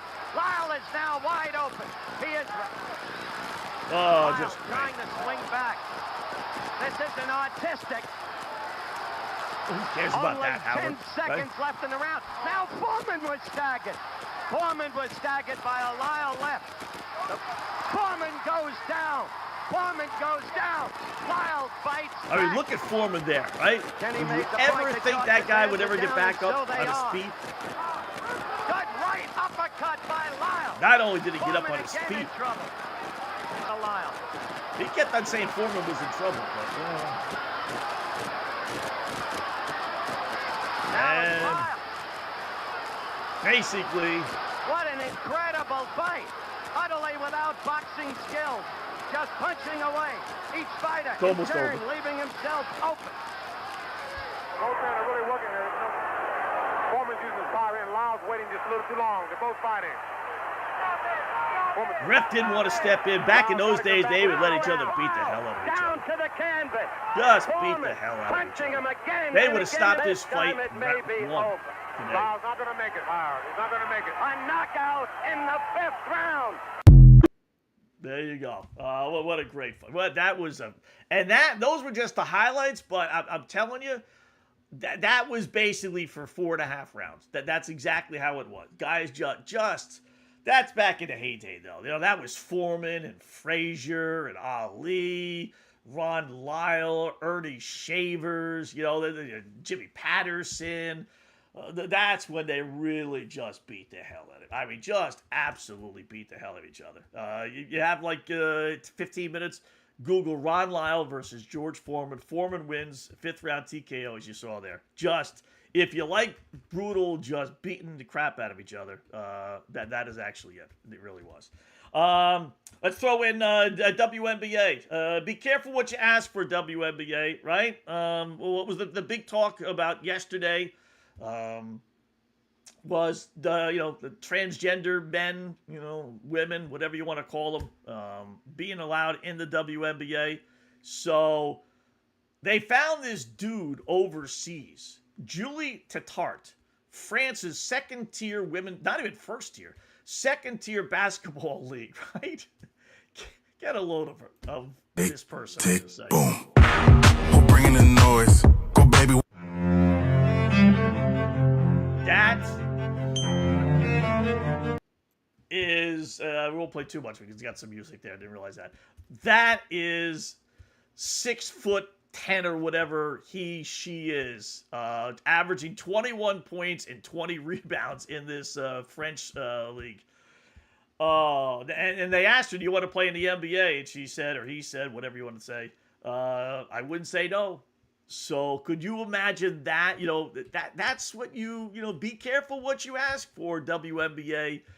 Could you imagine that person? And she would just, she would score 30 points a game like she's doing now, basically. So, and then you got the dopey, they have an expansion team. They're expanding. They had Toronto and, who was it this year? Toronto and whoever it was this year, expansion. You got Cleveland, the Sirens coming in next year, right? They're owned by the Cleveland Cavaliers. So, Cavaliers are footing the expensive, but they're not the female Cleveland Cavaliers. So here's their executive, Allison Howard, explaining why they're not going to be the female Cavaliers. They just want to have their own name, right? Which, that's no big deal. I get that, right? But this Dopey Broad took it just too far. We don't want to be the Lady Cavaliers, and we don't want to be Weinhold. We really need to be very separate, very distinctive. We love our Cavaliers, and they are such an amazing part of this organization. But this team can exist very much on the independent side of the. All right. If she just stopped there and said, "See you later, I got to go," it'd be like, okay. Paid respect to the Cavaliers. We love them. We just want to have our own identity. There's nothing wrong with that, right? Just stop there and walk off the podium or whatever and just say, "See you later. I got to go bake a cake." Cavaliers. And but that's unfortunately, also she what didn't. we are seeing right now. The demographic is totally different. She went on to say. The demographic that will come to Rocket Arena in 2028 for the Sirens games is going to be very different than the ones that come to the Cavaliers. What does they that mean? eat different food.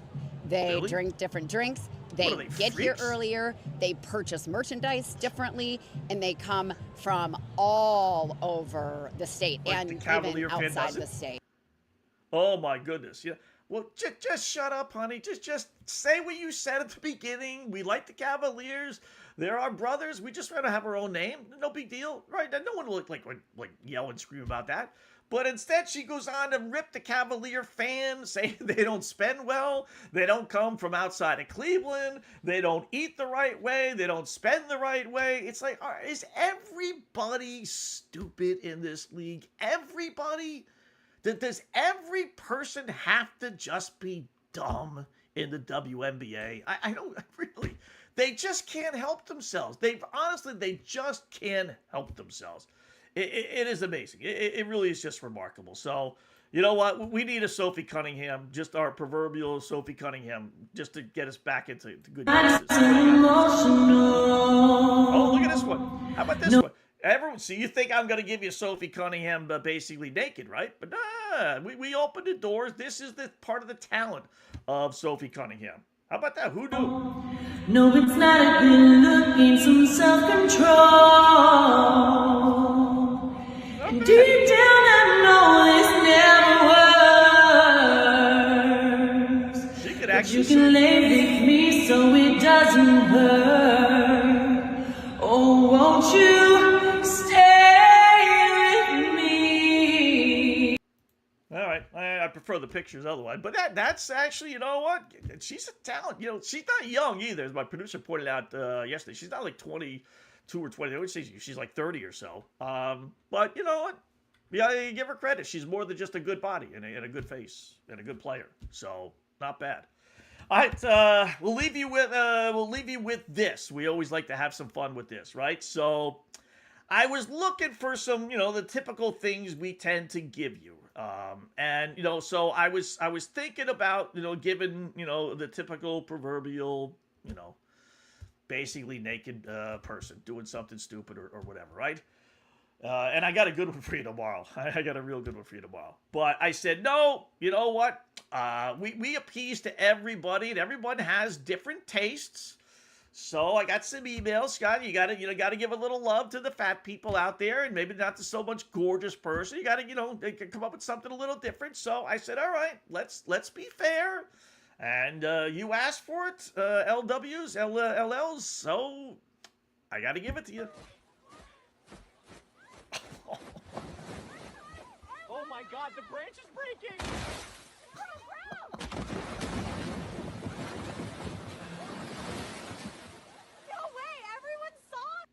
Oh my goodness. Let's see that again. Do we have to, Scott? Yes. Hold on. Let's. Oh my God, the branch is breaking! And she's lucky that branch. I mean, if that's real, right? Which I think it is, she's lucky that branch didn't hit her in the head. Look at that. Look at that. Look at it. Oh, Scott, don't stop being a child.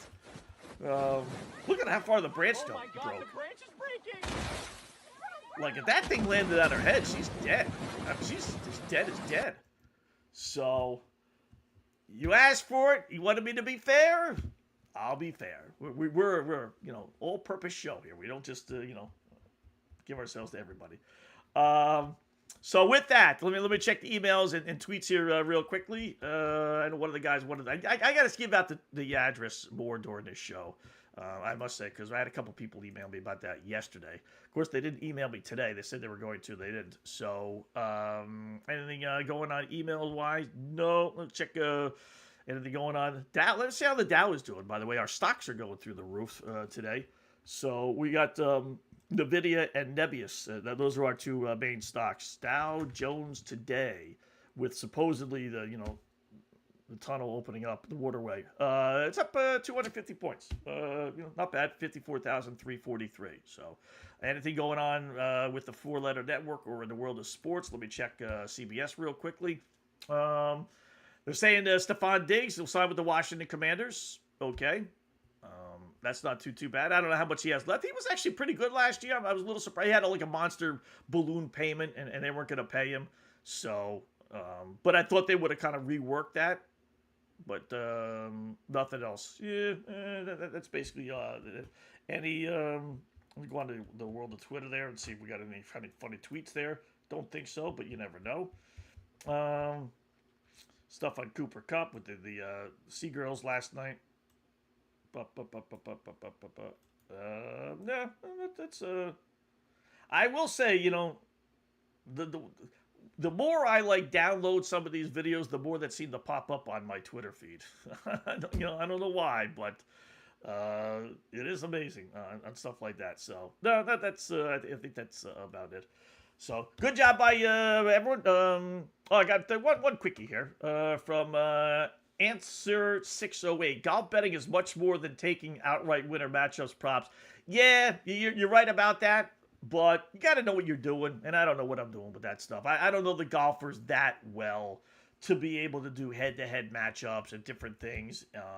So if you really, really, really got to follow the sport and know which courses are good for some and not for others and that sort of thing. So, yeah, listen, you're right. It is more than just, who's going to win. I'll agree with you on that. But, you got all these guys that are all, on conspiracies together. They're all teaming up with each other, too. And it's too, if I wanted that goofiness, I'd just as soon bet horse racing. So, but do appreciate it there, buddy. I haven't seen him before. Answer 608. So, good job by everyone involved. We got Mark Lawrence coming up tomorrow we got. He's on Friday. We got who do we got tomorrow? We got a couple of guys tomorrow. I'm trying to track down a couple of guys. We'll do some NFL stuff, do a little WNBA stuff as well. So hopefully you guys can tune in Monday through Friday every day, 2 to 4 p.m. Eastern time. I ran a little long today, but 2 to 4 p.m. Eastern time right here on the Scott Wetzel Show. Hit that subscribe button. We got a bunch of people watching right now. Just hit it. It just takes you 2 seconds. Right there on the bottom. Subscribe. Boom. No big deal. Doesn't cost you anything. No worries. We just like to see those numbers go up. So do appreciate all you guys that are watching. Again, fanstreamsports.com is the site. Go there. You see all the other shows if you want to. Otherwise, we will check you out tomorrow right here on the Scott Wetzel Show. Enjoy your Wednesday, folks.